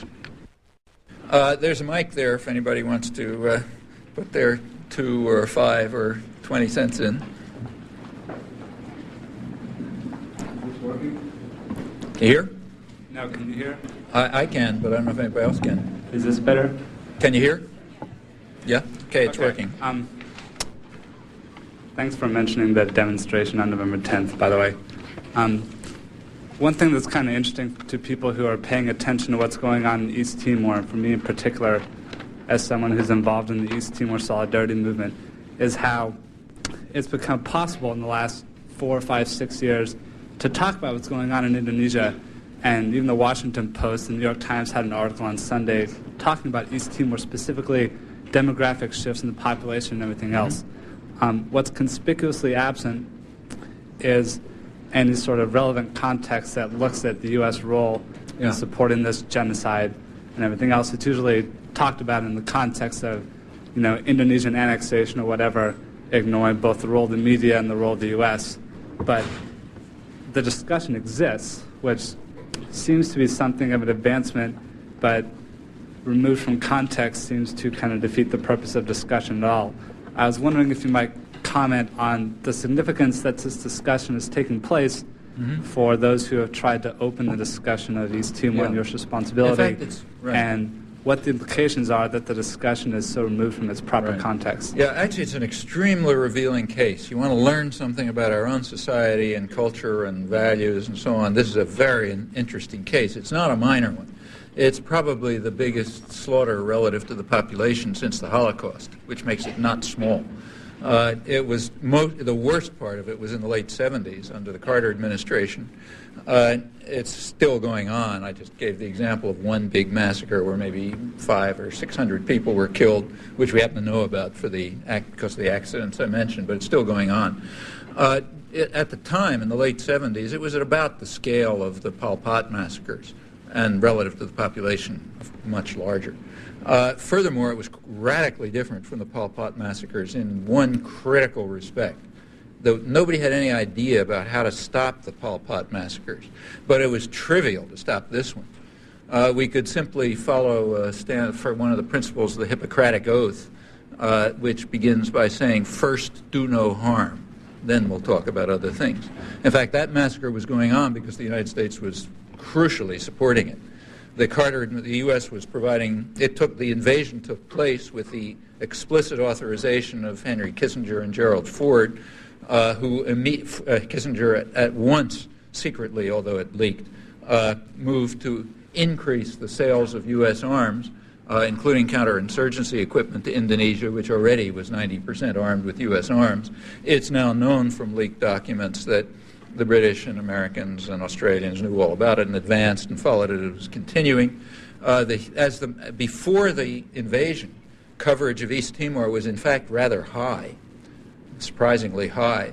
The reason was this was part of the Portuguese Empire, and there was a lot of concern at the time that with the Portuguese Empire collapsing, countries might do what's called moving towards communism, meaning moving toward independence, which is not allowed. So there was, in that context, a lot of coverage of East Timor. As the invasion took place, the coverage started to decline, and it declined very sharply. By 1978, when the atrocities reached their peak, coverage reached zero, literally zero in the United States and Canada, another big supporter. In 1978, the Carter administration, in fact, rushed new supplies of arms to Indonesia because they were actually running out of arms in the slaughter, which maybe by then had killed a couple 100,000 people. Where there had been any coverage at all, it was simply repetition of grotesque lies by the State Department or Indonesian generals presented as news in the front page. Well, around the early 80s, the change began that you described. There began to be some coverage, although always excluding the American role, which was crucial. For example, not only in providing arms, but even diplomatic support. And furthermore, it's not a secret. Like you read the memoirs of our UN ambassador, Senator Daniel Moynihan, who's greatly praised for his defense of international law. He describes it in his memoirs. He was UN ambassador when the Indonesian invasion took place. And he says something like this, is close to exact. He says, the State Department wanted things to turn out as they did, and I was given the responsibility of rendering the United Nations utterly ineffective in any action it might take. I carried out this responsibility with great success. And then he goes on to describe the effects, which he was not unaware of. He says in the first couple of months, it seems that about 60,000 people were killed, approximately the percentage of the population that the Nazis killed in Eastern Europe during World War II. That's Moynihan, the great advocate of international law. And he's right, that's what happened. The State Department wanted things to turn out as he did, and the U.S. ensured that it did. The Carter administration then came along and increased the flow of arms. The press did its job by shutting up down to zero at the peak point. Well, there was a very small number of people who were working on this. Literally, there probably weren't more than a dozen. I mean, it was a tiny group of activists working on it. Finally, they succeeded in getting somewhere. There began to be some press coverage. Some congressmen, incidentally, mostly conservative congressmen like Tony Hall, got interested. Pressure began to develop. The coverage was exactly as you say. It completely wipes out the record. The sharpest criticism that you'll find is the United States didn't try hard enough to get Indonesia to stop its atrocities, or we didn't pay enough attention to it. Which is kind of like saying that the Russians didn't try hard enough to bring freedom to Eastern Europe. Didn't pay enough attention to it. That was their problem. That's not fair to the Russians if you consider the comparison of what happened. By the late 80s, it was becoming real in the United States, thanks to a small and indeed growing number of activists. About a year or two ago, it got to the point that Congress actually passed legislation banning U.S. military training for Indonesian officers because of these human rights violations, which I'm putting it pretty mildly. That was kind of embarrassing for the Clinton administration, but they got out of it all right. They announced that the law didn't mean what it said. Rather, what the law meant was that the United States couldn't train Indonesian military officers with money from the United States itself. But if the Indonesians paid for it, let's say with money we gave them from some other pocket, then it was okay. Well, Congress protested, but it went through. The State Department, with rare delicacy, picked the anniversary of the invasion to announce this. But things are proceeding. Just to give you an example, in Boston, on the first anniversary of something happened this week which is relevant and shows you can really do things. There was a court case in Boston this week where an Indonesian general was brought under a civil suit by the mother of one of the boys who was killed in the Dili massacre. Her name is Helen Todd, which explains why the civil suit went through. You can figure that part out. This suit, what happened is that when Indonesia was carrying out this cover-up, probably run by some big public relations firm in the United States after the Dili massacre, one of the things they did was get the generals out of the way so nobody would see them. And one of them was sent off to Harvard to study. Well, some local people in Boston found it out and went to checked with Harvard. Harvard claimed they'd never heard of him, but he was there. He was studying, and protests began to build up. And then came my favorite Boston Globe headline in history. On the first anniversary of the Dili massacre, it said, Indonesian general facing suit flees Boston. And indeed, that's what happened. He fled Boston and hasn't been seen since. Meanwhile, the suit went on. There is a law which says that you can bring civil suits against torturers and murderers and so on if they happen to be on U.S. soil. He didn't show up, so just this week the judge heard the testimony of Helen Todd and Alan Nairn and others and was impressed. And he now has a $14 million fine. It's a civil suit in case he ever shows up. Incidentally, the same thing happened a year before with one of Guatemala's leading killers, General Gramajo, who the State Department was grooming to be the next president. And he was shipped off to Harvard also to refine his skills. And that was discovered. He was one of the big mass murderers from the early 80s. Actually, I found out about that one from the Central American press. People approached Harvard, never heard of him, But Alan Nairn, who's a very enterprising journalist and imaginative, he waited until the Harvard graduation commencement ceremonies, which are televised. And as General Gramajo was coming up to receive his degree, he raced up in front of the television cameras and served him with a subpoena on television. And that one, he fled Boston, too, and that came to court, and he was fined $10 million. These things just show you can do things. I mean, there's enough change so that Indonesia is very worried about it, very worried. And things are getting to the point where they might actually allow a referendum or something. There's a possibility. But it's going to take a lot more pressure. Among the other things that are not reported, incidentally, are the fact that I have yet to see a word about this in the United States. One of the main reasons for the invasion of East Timor, which was well known at the time, is now completely public, is that there's a big oil field off Timor. And the Australians and the Western companies had been trying to make a deal with Portugal to exploit that oil, and they hadn't been doing too well. And they figured that an independent East Timor would be really hard to deal with, but Indonesia would be easy, because that's one of their boys. They've been running it ever since a big massacre that the West applauded in 1965. In fact, the Australian records, leaked diplomatic records, show that they said before the invasion, we'll do better with an Indonesian takeover. All right, that's been proceeding. There's a treaty signed between Australia and Indonesia to exploit Timorese oil. Right after the Dili massacre, the West reacted by apart from sending additional arms to Indonesia, by 15 Western oil companies starting exploration in the Timor oil fields. Now there are apparently some promising strikes. Some were announced just a few weeks ago. There's also a world court case. Portugal's challenging it in the world court. If you've seen a word about this, you've read something I haven't read. This is one of the major stories about Timor.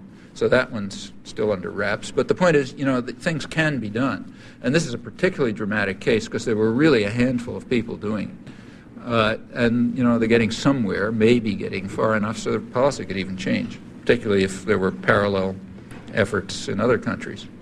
Like Britain's perfectly happy to take up the slack and make as much money as they can by selling arms to Indonesia if the United States backs off. So it's got to be a coordinated effort. I just wanted to get you to make a few comments about two things. One, about how outside the framework of the industrial monopolies in the United States, how Cuba has been able to survive this long, and how that can be an example for change and how people can live a different way, and also how we can help Cuba and prevent the United States from destroying what they've created. Well, by the most amazing accident, I happen to have another leaflet in front of me which answers that question. It says that there's going to be a national march on Washington on Saturday, November 12th, which is called by the End the U.S. Blockade of Cuba coalition, and it calls upon Clinton to stop using hunger as a weapon to threaten the Cuban people and to start talks to normalize relations. Incidentally, those of you who choose to go on that march, and I hope plenty will be joining with the entire world, with the exception of two countries, namely the United States and Israel, which alone voted against the condemnation of this embargo at the United Nations a few days ago. The New York Times has yet to discover that fact. There was a vote the preceding year in which the U.S. was able to get 3 votes, Israel, the United States, Israel, and Romania, but apparently Romania dropped off this year. So you're not exactly in isolation if you oppose it. In fact, what the embargo and the effort to strangle, the decision, again, documents are available now. The formal decision to overthrow the government of Cuba was taken by the Eisenhower administration in March 1960. That date is quite important. It had nothing to do with the Cold War. Castro at that time was anti-communist. There were no Russians around.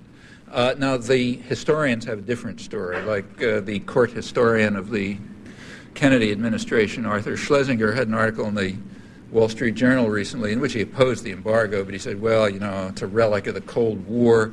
The effort to overthrow the Castro government came because it was regarded as an outpost of Russian power, and it was fomenting revolution in Latin America, but now those days are over.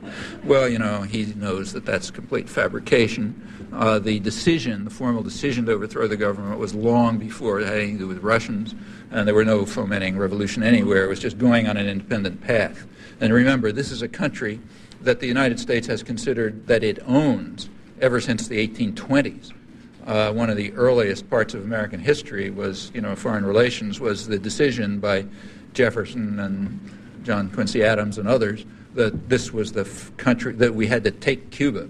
The British Navy was in the way at that time, and they were a deterrent. So the decision, in Adams' words, was to wait until it falls into our hands like a ripe fruit by the laws of political gravitation. It finally did, and the U.S. ran it with the usual effects up until 1959. Almost immediately, attacks on Cuba began, bombing of Cuba from Florida and so on. Then came the decision to overthrow the government. Then Kennedy, who radically escalated the terror against Cuba, and in fact, to levels previously unheard of. There's nothing comparable in the history of international terrorism. And in addition came along the embargo, which was, this is a little country in the U.S. sphere of influence, not going to survive very long against a monster. It was able to survive thanks to Soviet support, but barely. Although it did, many things were achieved. It was also pretty tyrannical, so it's an up and a downside. But it was succeeding in terms which were meaningful to other people, which is what the United States was concerned about. The real crime of Cuba was not the repression, which, whatever you think about it, doesn't come close to the kind of repression we supported and, in fact, implemented in nearby countries, not even close. The real crime was the successes and the threat of a demonstration effect. That is, others might try to do the same thing. That's what's known as a rotten apple that might spoil the barrel, or a virus that might infect the region or something. In 1991, I guess, the next step came along. Oh, incidentally, when the Berlin Wall fell in 1989, the Russians were out of the game. We had an interesting event take place. Nobody noticed. I mean, for 30 years, the story had been we have to defend ourselves against Cuba because there's an outpost of the Russians. Okay, all of a sudden the Russians aren't there. So what happens? Well, we have to make the attack against Cuba harsher. And it's interesting that the propaganda system didn't skip a beat check back and try to find if somebody noticed this. All of a sudden, it turned out that we really had them under an embargo because of our love for democracy and human rights, as is illustrated, for example, by Colombia or any other 1,000 other cases. So that's why we're trying to torture them.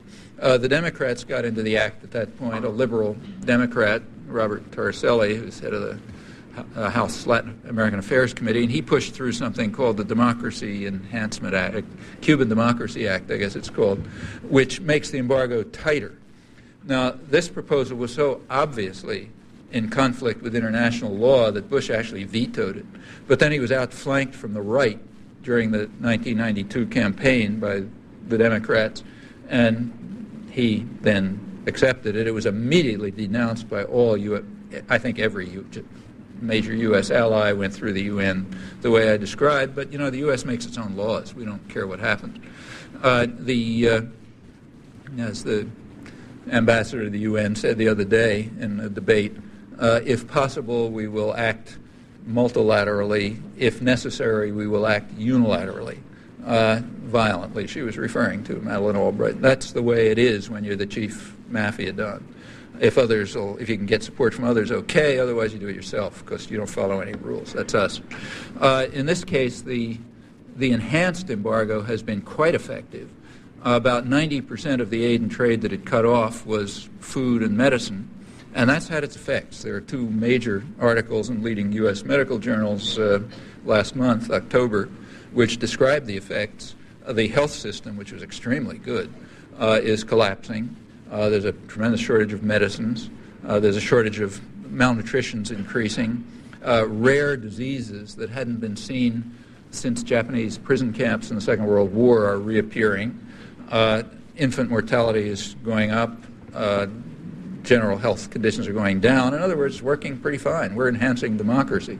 And maybe we can ultimately make them as well off as, say, Honduras or one of the countries that we've been taking care of for all of these years. Well, that's what it's all about. Meanwhile, the commissar class has to give their version of it. We were defending ourselves against the Russians, and then all of a sudden we discovered we love democracy. But anyway, we got to keep crushing them. Right now, the United States is so isolated in the world that it may not be able to get away with it, no matter how powerful we are. In fact, even the U.S. business community is beginning to have second thoughts, being concerned that they might be cut out of potentially lucrative business operations if others just stop obeying the laws imposed by the enforcer. That's another one that can be pressed, should be pressed.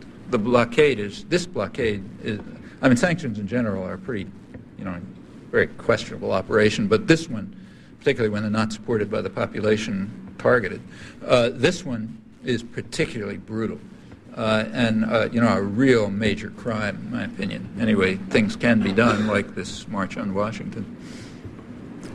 My name is Robert Hastings, and I live in Columbia, Maryland. And I'd like to get your comments on the irony of the fact that a version of the talk you're giving tonight is going to be broadcast on 100 stations, community radio stations in the United States, the entire nation of Canada by the organization that I represent, and that it's not going to be heard here in Baltimore. This stuff is not picked up at all in Baltimore, and there's no community radio involvement in this town. Although somebody did tell me that C-SPAN is doing it. I don't know if that's correct. And then, of course, there's Radio Free Maine, don't forget. And right. But there's no Radio Free Baltimore. Yeah. And to that end, I'd like to invite everyone in the audience to join me in forming a community radio station in Baltimore, and I'll be taking sign-ups after this event. Additionally, I'd like any thoughts or speculations that you have why that in one of the richest areas in the United States in terms of frequency, in terms of populace, that there's no community radio station where the East Timor issue is discussed in earnest, where people with green hair might get some time on the air, and et cetera. Do you have any speculations on why that might be true here? Yeah, I think so. It's not hard, in fact. Just ask yourself if you were one of the principal architects of policy and you had the levers of power and wealth in your hands, what would you care more about? A community radio station, say, in Boston, or a community radio station in, say, Boulder, Colorado? Well, there is one in Boulder, Colorado, and there isn't one in Boston. In fact, the farther you get away from the centers of power and doctrinal control, the more you find freedom and openness. Not surprising. Like nobody cares all that much what people think about in, say, central Kentucky, but they care a lot what they think in places like Washington and its environs, in New York and Boston and so on, because they have decision-making power. And I think you find that that's incidentally why it's being, you tell me, I take your word for it, this is being broadcast all over Canada, but only in very marginal places here. But that's, again, those are things that can be overcome. These aren't laws of nature at all. In fact, you might ask yourself, how come that we're talking about community radio? Why not mainstream radio? Well, the United States diverged from the rest of the world on this issue back around the late 1920s, early 30s, when radio was coming into existence, just coming along. Radio isn't like shoes. There's a fixed band, which is going to be rationed necessarily. And the question is, how is it going to be done? Well, as far as I know, every country, certainly every major country, maybe every country in the world except the United States, turned radio into a public forum, meaning it's as democratic as the country is. Like in Russia, not democratic, in Britain as democratic as England is, and so on. But somehow in the public domain. The United States went the other way. It was privatized. It was put into private hands. And furthermore, that was called a victory for democracy. And this is unique. When television came along, the same thing happened.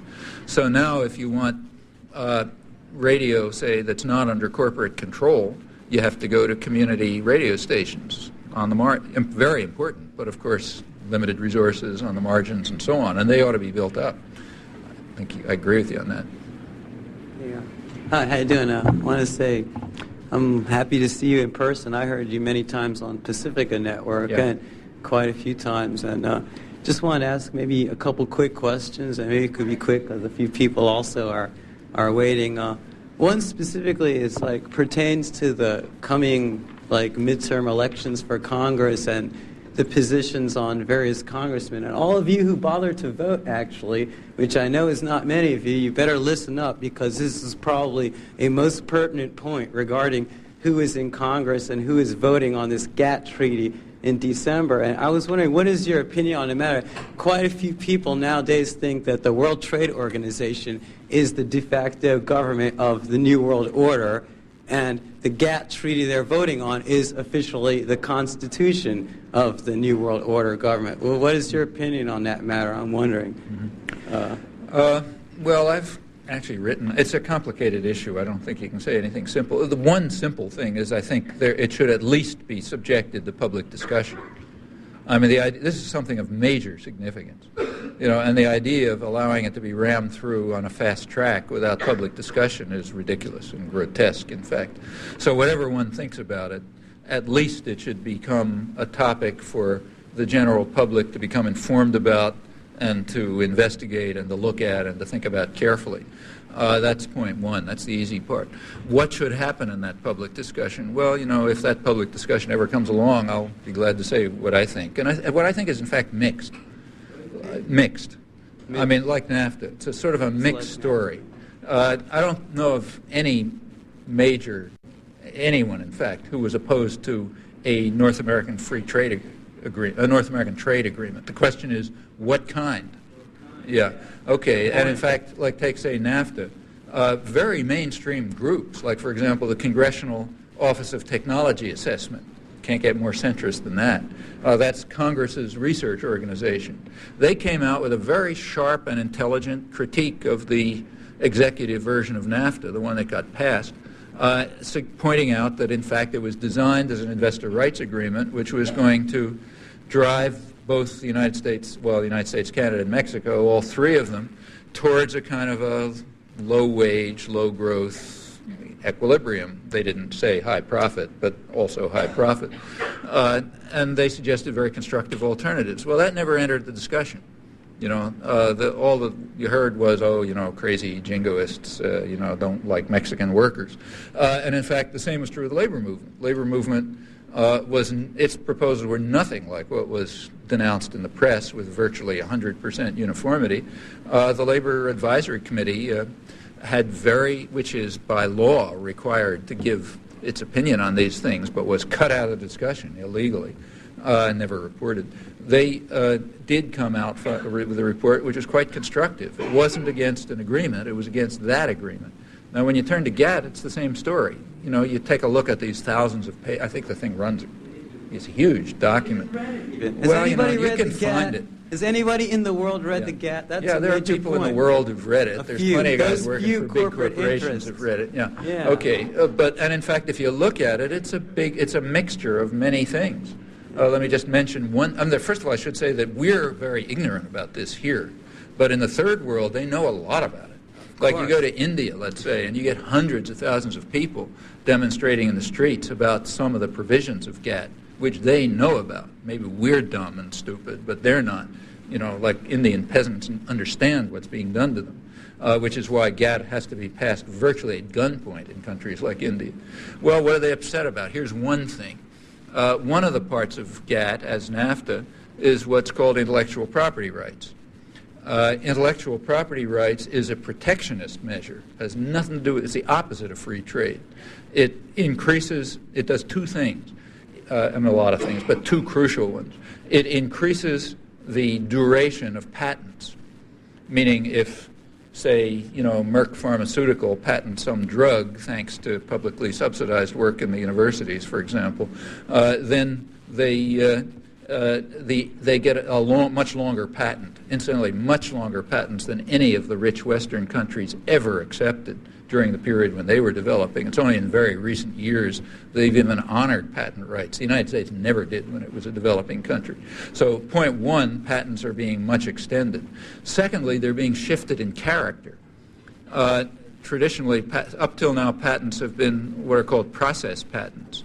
Like if Merck, going back to that drug, if Merck figures out a way to create a drug, the process is patented, but not the product. The GATT treaty, like NAFTA, shifts that. It's now the product that's patented, meaning the Indian pharmaceutical industry or the Argentine pharmaceutical industry can't figure out a smarter way to produce the same drug at half the cost and then get it to their own population. Notice that this is not only protectionist, it's a blow against economic efficiency and against technological progress. That shows you how much free trade is involved in this. Actually, there's historical precedents on product patents, and I'm sure they're known to the GATT designers. France, for example, about early in the century, had a chemical industry, but it lost it. Most of the chemical industry shifted to Switzerland, which is why Switzerland has a big chemical industry. The reason was France happened to have product patents, which just were such a barrier to innovation and technical progress that companies just went elsewhere. All right, GATT is trying to impose that inefficiency and opposition to progress and high cost, incidentally, on the whole world. Now, this means India has already been forced to accept it. A couple of weeks ago, what they called liberalized their pharmaceutical industry, meaning they open it up to foreign penetration, which means that drug prices will shoot sky high, more children will die, so on and so forth. Well, this is one part of GATT. In my opinion, that's a part that is just absurd. It's not absurd, it's grotesque. It's part of the technique to ensure that unaccountable transnational corporations monopolize the technology of the future. I don't see any reason to push that through.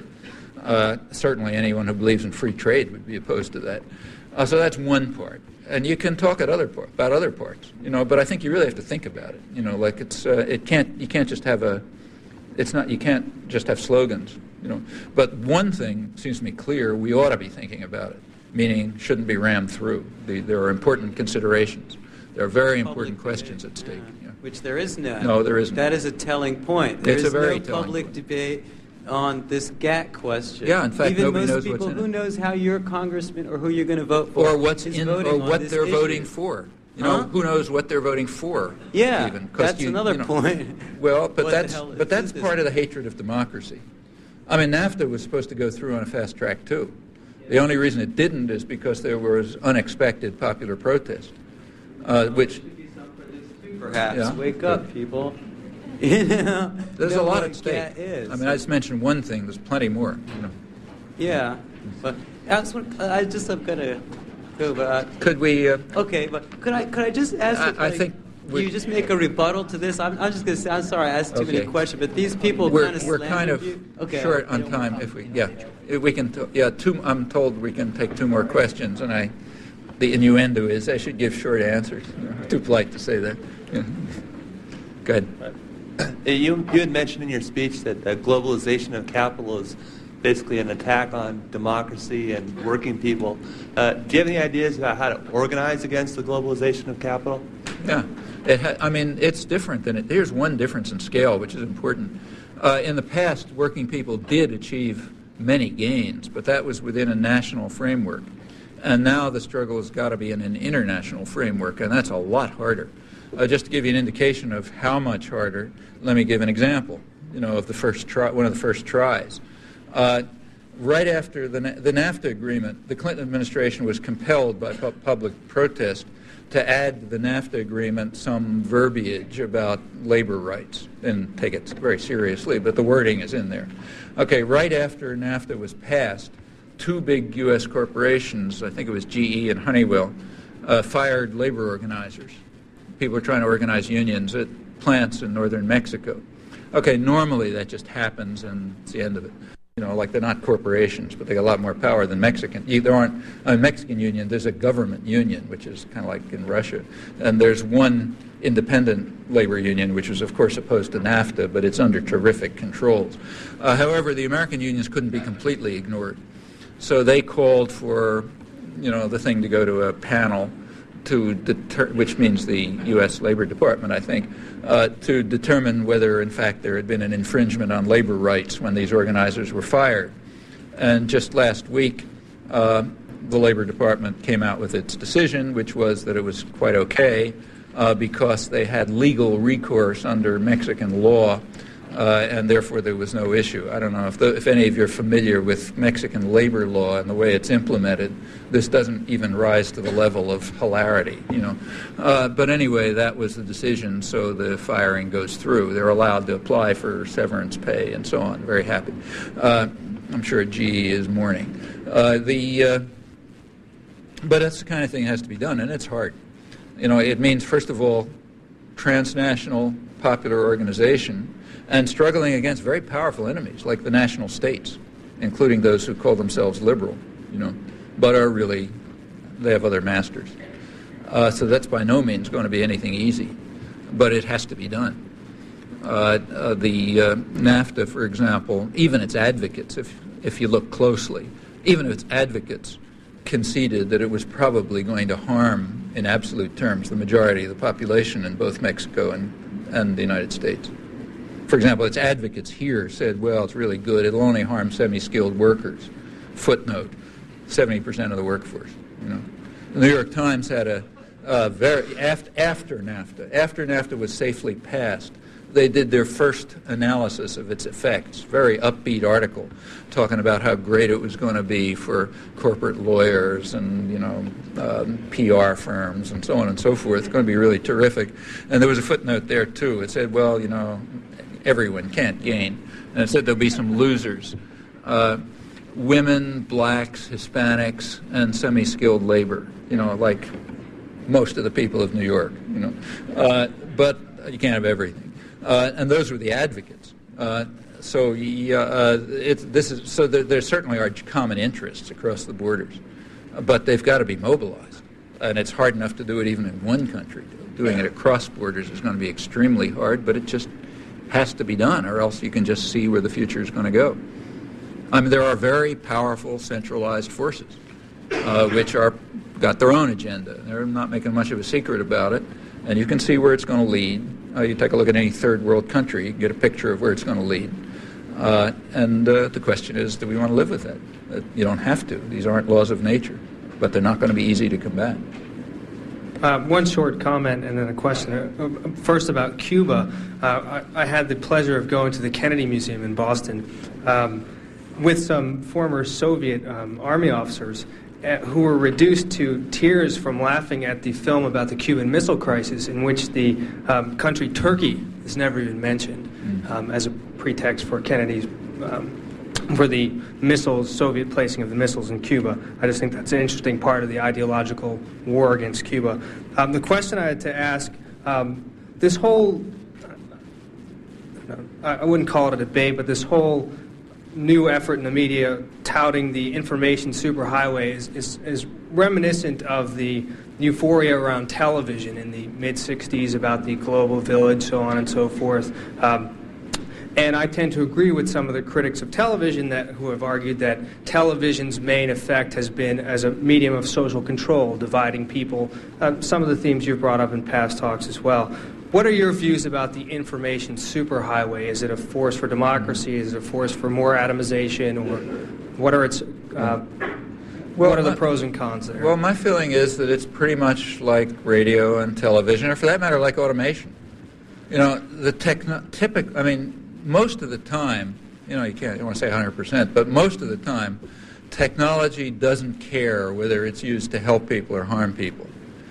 It can be used to help people or harm people, but there's very rarely anything inherent in the technology which requires that one of those results be the case. And I think the information highway, so-called, is like that. Depends who runs it. As I mentioned, back in the 1920s, late 1920s, there was a battle about who was going to run radio, settled different ways in different countries. In the case of television, there wasn't even a battle. It just got completely handed over to private power here. We're now facing another such conflict. If it gets into the hands of private power, we know exactly how it's going to. In fact, they've been telling us. I remember reading an article somewhere, I forget where, I think it may have been the Wall Street Journal or somewhere, talking about the wonders of the information highway. And this is from memory, so I may not have it exactly right, but it was something like this. They were describing the great things that could be done because it was interactive. You know, it's not just passive anymore. Now you can really do things when you're sitting in front of the test. So they said, well, look, they said, look, there's two, here's the way it's going to work. And then they gave two examples, one for women and another for men. For women, it's going to be an incredible home shopping thing. Like, you're sitting there watching some model and she shows you some ridiculous thing and you figure, well, I better have that or my kid won't grow up properly. So now it's interactive, so you can just push a button and, then they send it right over or something like that. So that's the interactive stuff for women. For men, the example that was given was something like watching the Super Bowl, which every red-blooded male is supposed to be doing. And now it's just passive. You just watch the gladiators fighting. But, the new stuff is going to be interactive. So what they suggest is that before, like while they're in a huddle and getting the instructions from the coach about the next play, they're going to ask everyone in the audience, half all the male population, which is alive, open, to make their own decision, like should it be a pass or a run or, a kick or something. And then after the play is run, which is completely independent of this, of course, they'll flash on the screen what people thought. So that's going to be for men, that, I may have the example a little bit wrong, but it was some story like that. Yeah, that's the way it's going to go. I mean, it'll be used as a technique for control and manipulation and turning into, mindless consumers of things you don't want and so on and so forth. Yeah, sure. Why should those who own the place do anything different? But it doesn't have to be like that. It depends who controls it. If it's controlled by the public, it can be something quite different. It can be a technique of, for example, these information processing systems can be methods by which working people can control their own workplace without managers and bosses. It means that every person, in the workplace can have information in real time, like when it counts, to make decisions about what ought to be done. Well, that's a very democratizing device. It would wipe out the core of the whole system of authority and domination, but it's not going to develop unless people fight for it. I mean, in the 1920s, before this whole media apparatus got so centralized and so capital intensive, there was a place, namely the partisan press, where these sorts of debates could go on. Where can that debate go on in the age of television, other than in small forums like this? No, look, I mean, you're right. I mean, through, in fact, the late 30s, there was still quite a lively working class and popular press, and in ethnic communities and labor movement and so on and so forth. Finally got wiped out by resource concentration, what's called market forces. So the thing is, rebuild it. I think we're supposed to end now, so let me just end by quoting a genuine conservative, not these guys, not the Newt Gingriches who are statist extremists. A genuine conservative who was so conservative that Thomas Jefferson wouldn't let his works be read at the University of Virginia when he created it, namely David Hume, a major 18th century figure who indeed was a true conservative. He has a book called Principles of Government, or something like that, in which he discusses, he raises in it what he describes as kind of a paradox of government, and it's very real and very real today too. He said, look, if you look at any government in the world, whether it's the most oppressive state or the most free, you always find one constant, namely force is in the hands of the governed. The people who are being ruled, they basically have the force if they get together and use it. So how come they submit to authority, which almost invariably is used to harm them? That's the paradox. And then he says, well, of course, force is, you can control people by force, but he says that's not enough. He says ultimately it's opinion. It's through opinion only that the governed submit, meaning thought control. You control people's minds, you can control them even though they have the power. Well, that's what the struggle for democracy has been all about. And sometimes it goes forward, sometimes it goes backwards. Recent years have been going backwards, but it can go forwards again. That means, people are certainly capable of thinking. They're capable of understanding things. They need information. They need opportunities. They need forums. They need organizations. But those are things that are created by human will and human activity. They don't grow out of, they don't come from molecules meeting or cosmological forces. So, people want to create them, they create them. And that can make the difference, exactly as Hume said and indeed feared, because he didn't want the public to be involved. Professor Chomsky, if I could just make a brief announcement, Sure. Would you be willing to answer the questions of the people who are standing there? Oh, sure. Nobody more. Oh, yeah. Would that be all right? Okay, we got a little bit of a relief. The people who are standing there, but nobody more. I can't see how many there are with the light. Four more.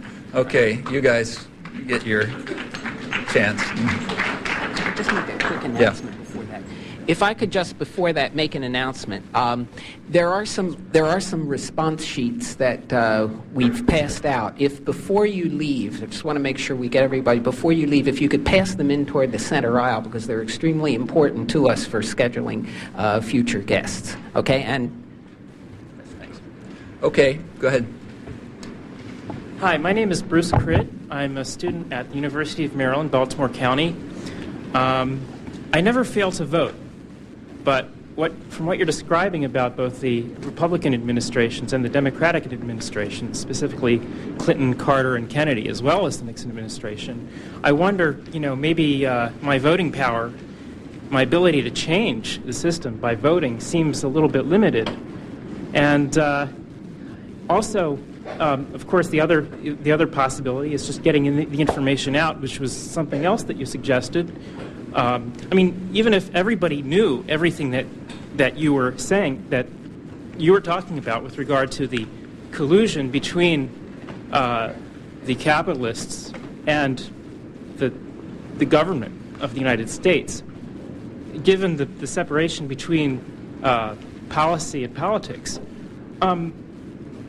what can we do, even after everybody in the world knows about these things, even if we succeeded in telling everybody about all of these things and everybody knew? What do they do? What direct action can the population take? What are the most important direct actions that the population can take against this collusion, against this complex? Yeah. Well, with regard to voting, I don't think there's a general principle. You just make your decisions. I don't think it's usually not a major decision, like it's not going to have a big effect on things. It may have some effect on things. So you just decide, like, is it important enough to have an effect in this and that case? And there's no general principle. But on the other question, what can be done? Well, everything can be done.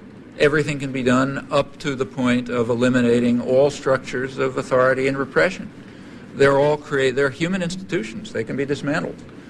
If you ask yourself what's the most important, well, that's not the kind of thing you decide in a meeting like this.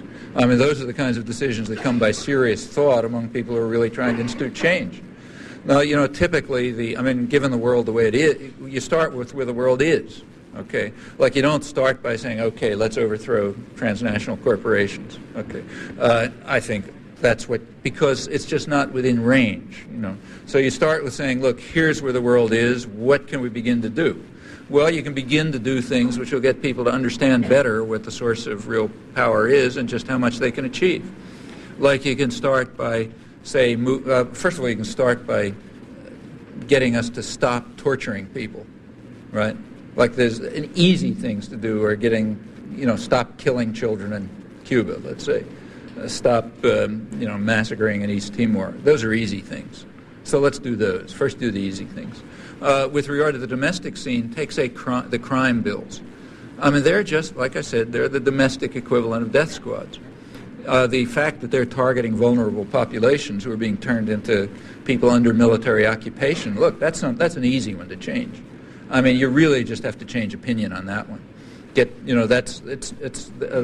aren't striking at the core of private power when you begin to have a civilized criminal system instead of a brutal, barbaric one. So that one, I think, is changeable.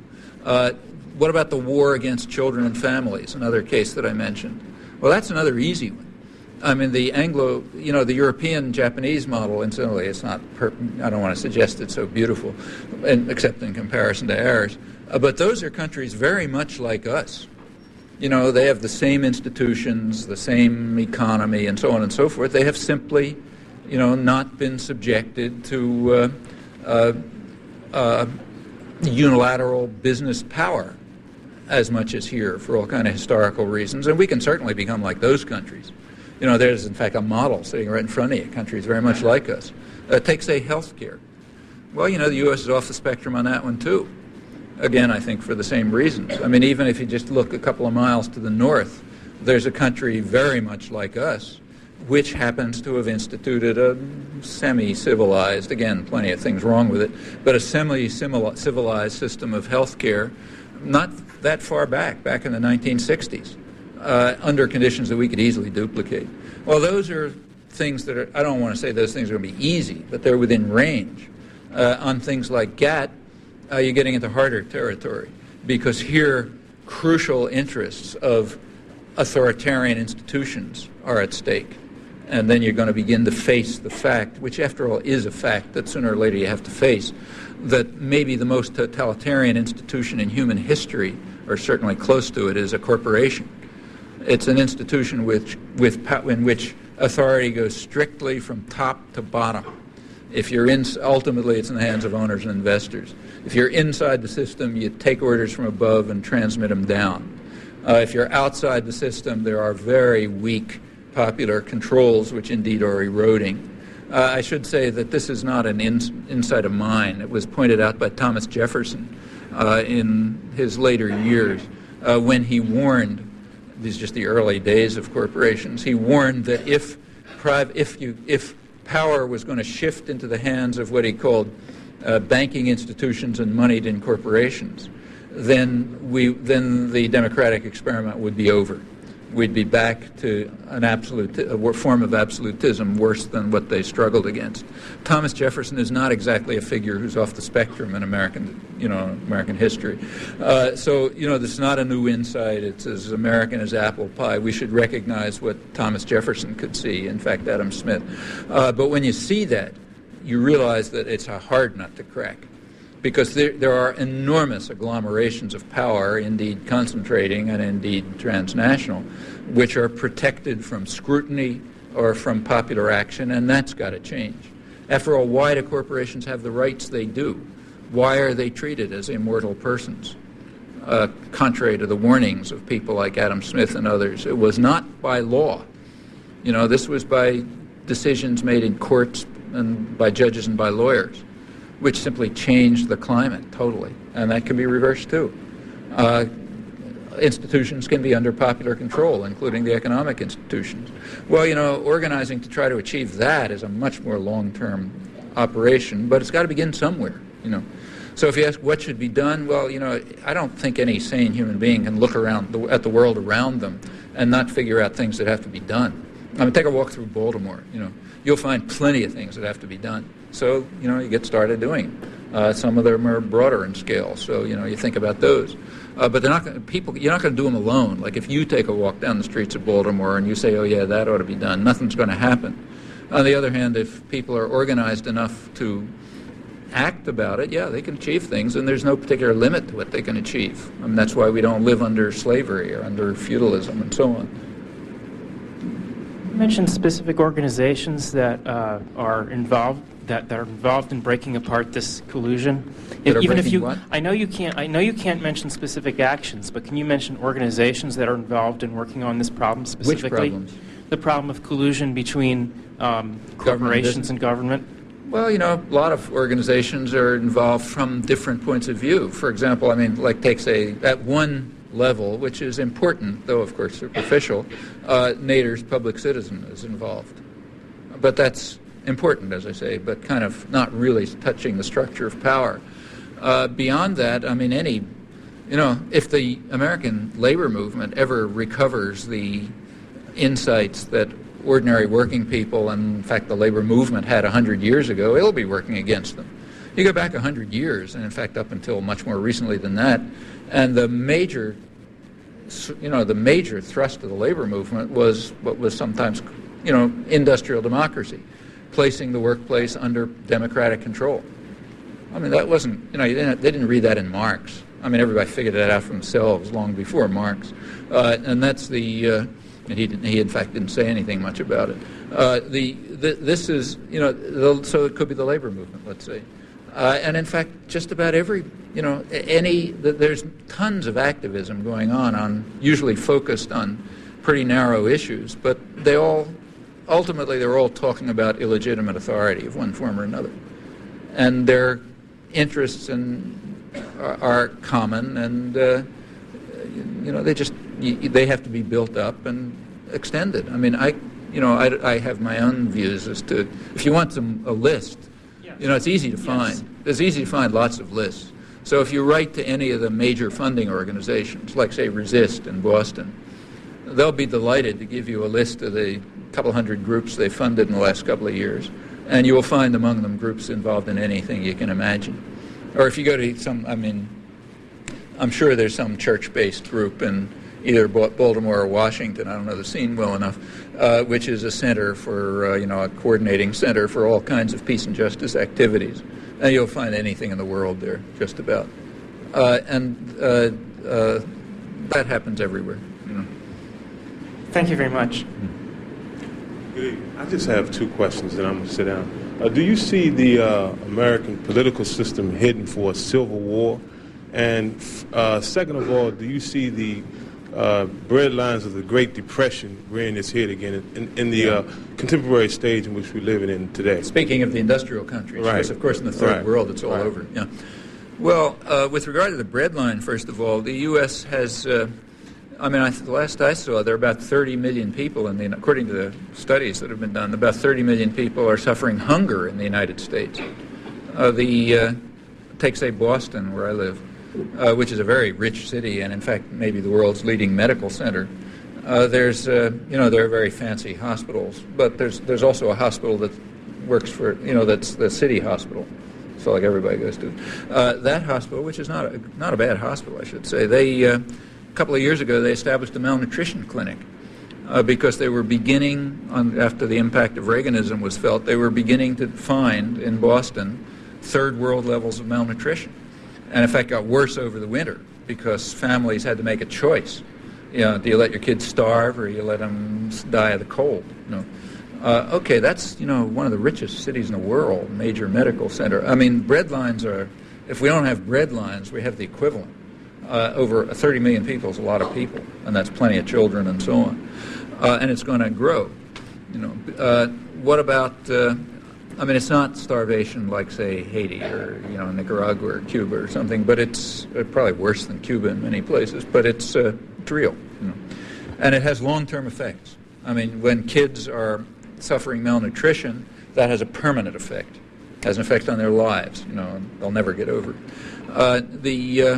And that's just criminal in a country as rich as this, or anywhere for that matter. As to the Civil War, I think it's very much up in the air what's going to happen in the United States. There's an experiment going on.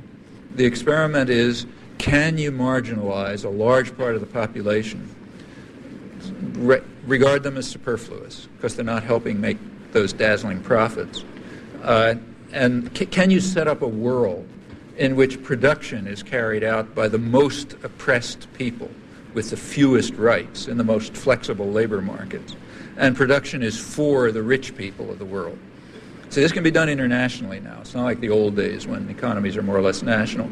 So can you get, can you get women in China to work in factories where they're locked in and they die in factory fires, because as is happening incidentally? Can you get them to produce the toys that are sold in stores in New York and Baltimore, where rich people buy them to give them to their children for Christmas? That's sort of, to give an example, that's a real example, incidentally. Can you have an economy where everything works like that? So production by the most impoverished and exploited for the richest and most privileged, internationally. And with large parts of the general population just marginalized because they don't contribute to the system. In, say, Colombia, murdered. In New York, locked up in prison. Can you do that? Nobody knows the answer to that question.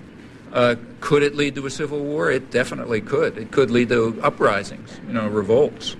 There are other things to worry about. The United States happens to be an extremely fundamentalist country. It's kind of like Iran, sort of, if you look at it. It's a religious fundamentalist country that's, again, off the spectrum in this regard. It's not like other industrial countries. None come close. And that's a very dangerous phenomenon, in my opinion. It means that there's deep irrationality, which can be whipped up by demagogues, the Newt Gingriches. These guys can whip up hatred, fear, they can appeal to religious fundamentalist urges and so on, and that's scaring most of the world, I should say. If you recall the last Republican National Convention, it opened with a God and Country rally, which was televised. And that was seen around the world. And in Europe particularly, it really sent chills up people's spines. They remember Hitler's Nuremberg rallies, at least older people do. And it had something of that tone. And it's kind of striking, and natural that the Republican, I don't mean to say the two parties are all that different. I gave some examples to illustrate the opposite. But there's some difference between them. The Republicans are openly and outspokenly the party of business. They don't make much of a pretense to be anything else. And that means that the only way they can rally the public is behind jingoism, fear, hatred, slander, other techniques which have been used quite effectively to organize great masses of people in times of real distress. We don't have to go back very far in history to find that. Germany in the 1930s was maybe the most civilized and advanced country in the world. All right, it was possible, but plenty of problems. And it was possible to whip up hatred, fear, and to mobilize people, and in fact to carry out certain, what from their point of view was social development even, and, with consequences that you're familiar with. That could, why are we different? We got the same genes. And the conditions in the culture that might be part of the background for that, they exist. On the other hand, there are other things. There's a streak of independence and opposition to authority in the United States, which is maybe also unique in the world. That's a very healthy thing. Can show up in antisocial ways, like running around with assault rifles, but it could also show up in healthy ways. And the trick is to make it show up in healthy ways, like opposition to legitimate authority, which it could do. This is maybe the country in the world that most protects freedom of speech. I happen to think that's a very good thing. I know a lot of people don't agree, but I think it is. And that was won by centuries of struggle. I mean, freedom of speech was achieved in the United States, really, through the Civil Rights Movement, which finally got the Supreme Court to knock down the centuries-old laws against criticism of state power. That came right through the Civil Rights Movement. Well, those are gains that are real and that offer a basis for doing things. So, it's complicated. Could it be a civil war? Could be very unpleasant. A lot of very ugly things could happen. They're not inconceivable, but they're also not inevitable.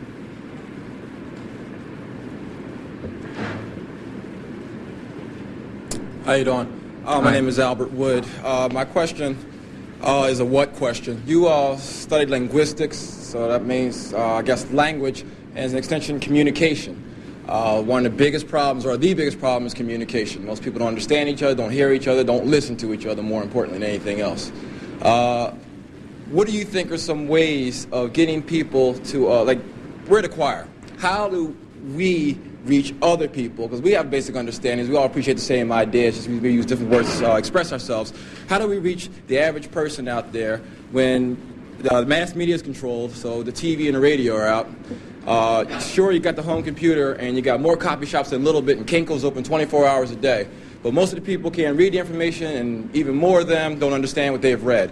Yeah. What are some of your ideas? Because I work with an organization that is trying to reach people better on a common level to do just that. Yeah. Thank you. Well, first of all, I think one preliminary point. I'll answer that question as a human being, in which I have no more to say about it than you do, but I'm not going to answer it as a linguist, because linguistics tells you it's zero about that topic. And in fact, that point can generalize. Take any question of human significance, and the fact of the matter is there's very little understanding about it. Nothing, very little in the sciences, or people pretend otherwise. That's for power reasons and career reasons and so on. But outside of a very small number of areas like physics and mathematics, and actually linguistics is one of them, outside of extremely small number of areas, which happen to deal not with problems of immediate human significance, the level of understanding is fairly shallow, meaning it's accessible to everybody.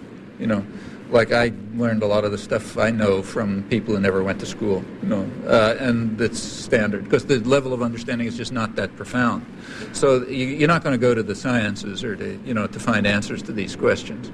You can get pretenses from the educated sectors about answers, but only pretenses. You know the answer to your question as well as I do. So you and I can talk about what to do about it, and I got no more to say than you do. And in fact, I don't think there are any tricks. It seems to me the tricks are the old ones. If there are any new ideas, they've been kept a deep, dark secret. I mean, organization is a hard job. It begins by getting people to be willing to... I mean, let's take, say, places that are much worse off than we are. Like, take, say, Latin America, where the suffering is much worse than here. Well, back in the 1960s and 70s, elements of the churches did begin to face this problem. And they began in a pretty sensible way, dealing with the culture as it existed. So you should know the story. It's an important one.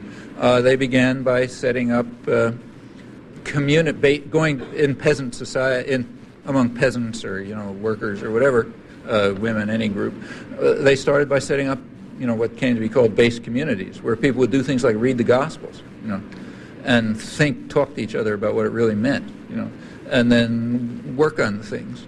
I mean, I remember seeing some of these base communities where they were trying to get people to get peasant societies are often very hostile, And one that I went to, there was actually a very conservative order of nuns were trying to get local peasants to agree to work together enough so that they could get a common well, okay? Instead of each going out with a cup of water to try to pick something up from the, stream.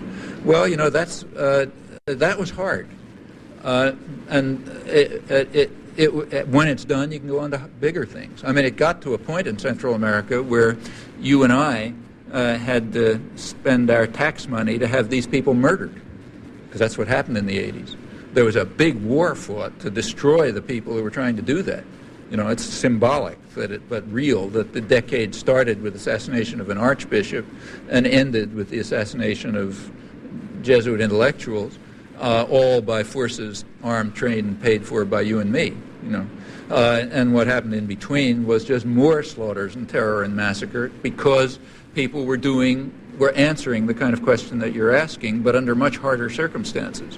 We don't face those circumstances, and what organizers, including priests and nuns and others, did in Latin America, we don't face those problems. It's a lot easier for us, and I don't know of any tricks that they didn't figure out, or that haven't been figured out through history. It's just a matter of going out and doing it. You want to organize people? Fine, you go organize people. I mean, the first questioner raised the question of East Timor. Boy, if you can think of a case that would be hard to get people interested in, that's one. You know, Americans, by and large, don't even know that Canada exists, you know, let alone that East Timor exists, you know.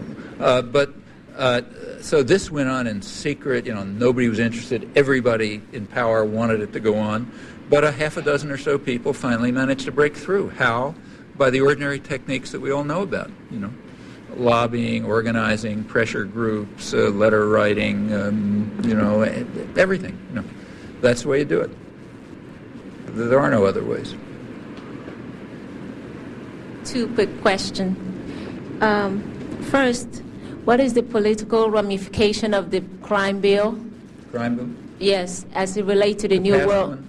The new crime bill. New crime bill. Right, as it relates to the world order. And also, what is the relation of the world order to the family value that is being charted across America? That is being charted across America. Across America? Right.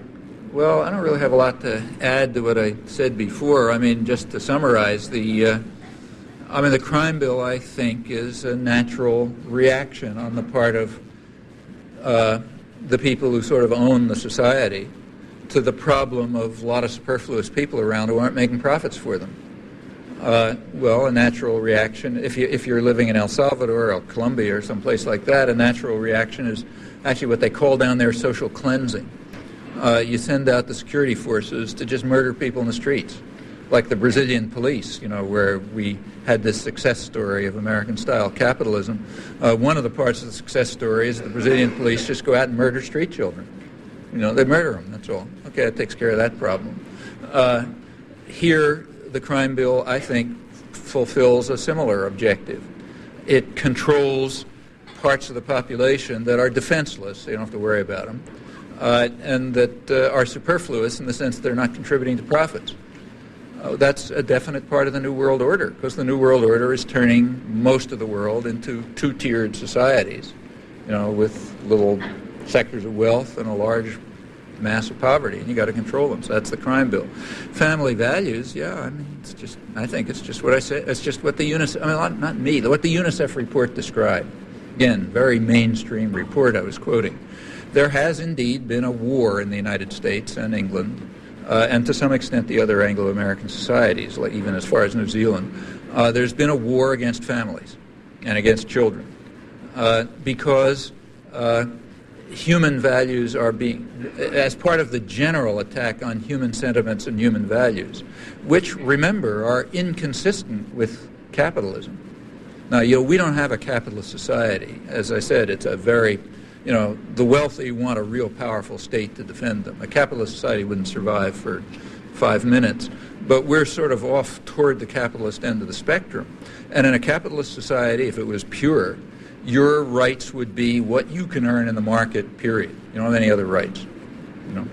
And since we're sort of off to that end of the spectrum and we try to impose those values on essentially defenseless and vulnerable people, children don't have the right to be with their parents. Parents don't have the right to take care of their children because you don't get that. That's a human right. You don't win. That right isn't conferred by the labor market. Therefore, it doesn't exist. Therefore, the design of policies happens to be such as to undermine those rights. kind of irrelevant if you don't have rights other than those you win on the market. So the fact that these societies led the war against children and families is understandable and not pretty, particularly when you think that these are the most advantaged societies in the world. I mean, we're the richest country in the world, just by a long shot. There's nobody who comes close. You know, you take a look at the natural advantages of the United States in terms of resources and opportunities and so on. There's just no one close, you know.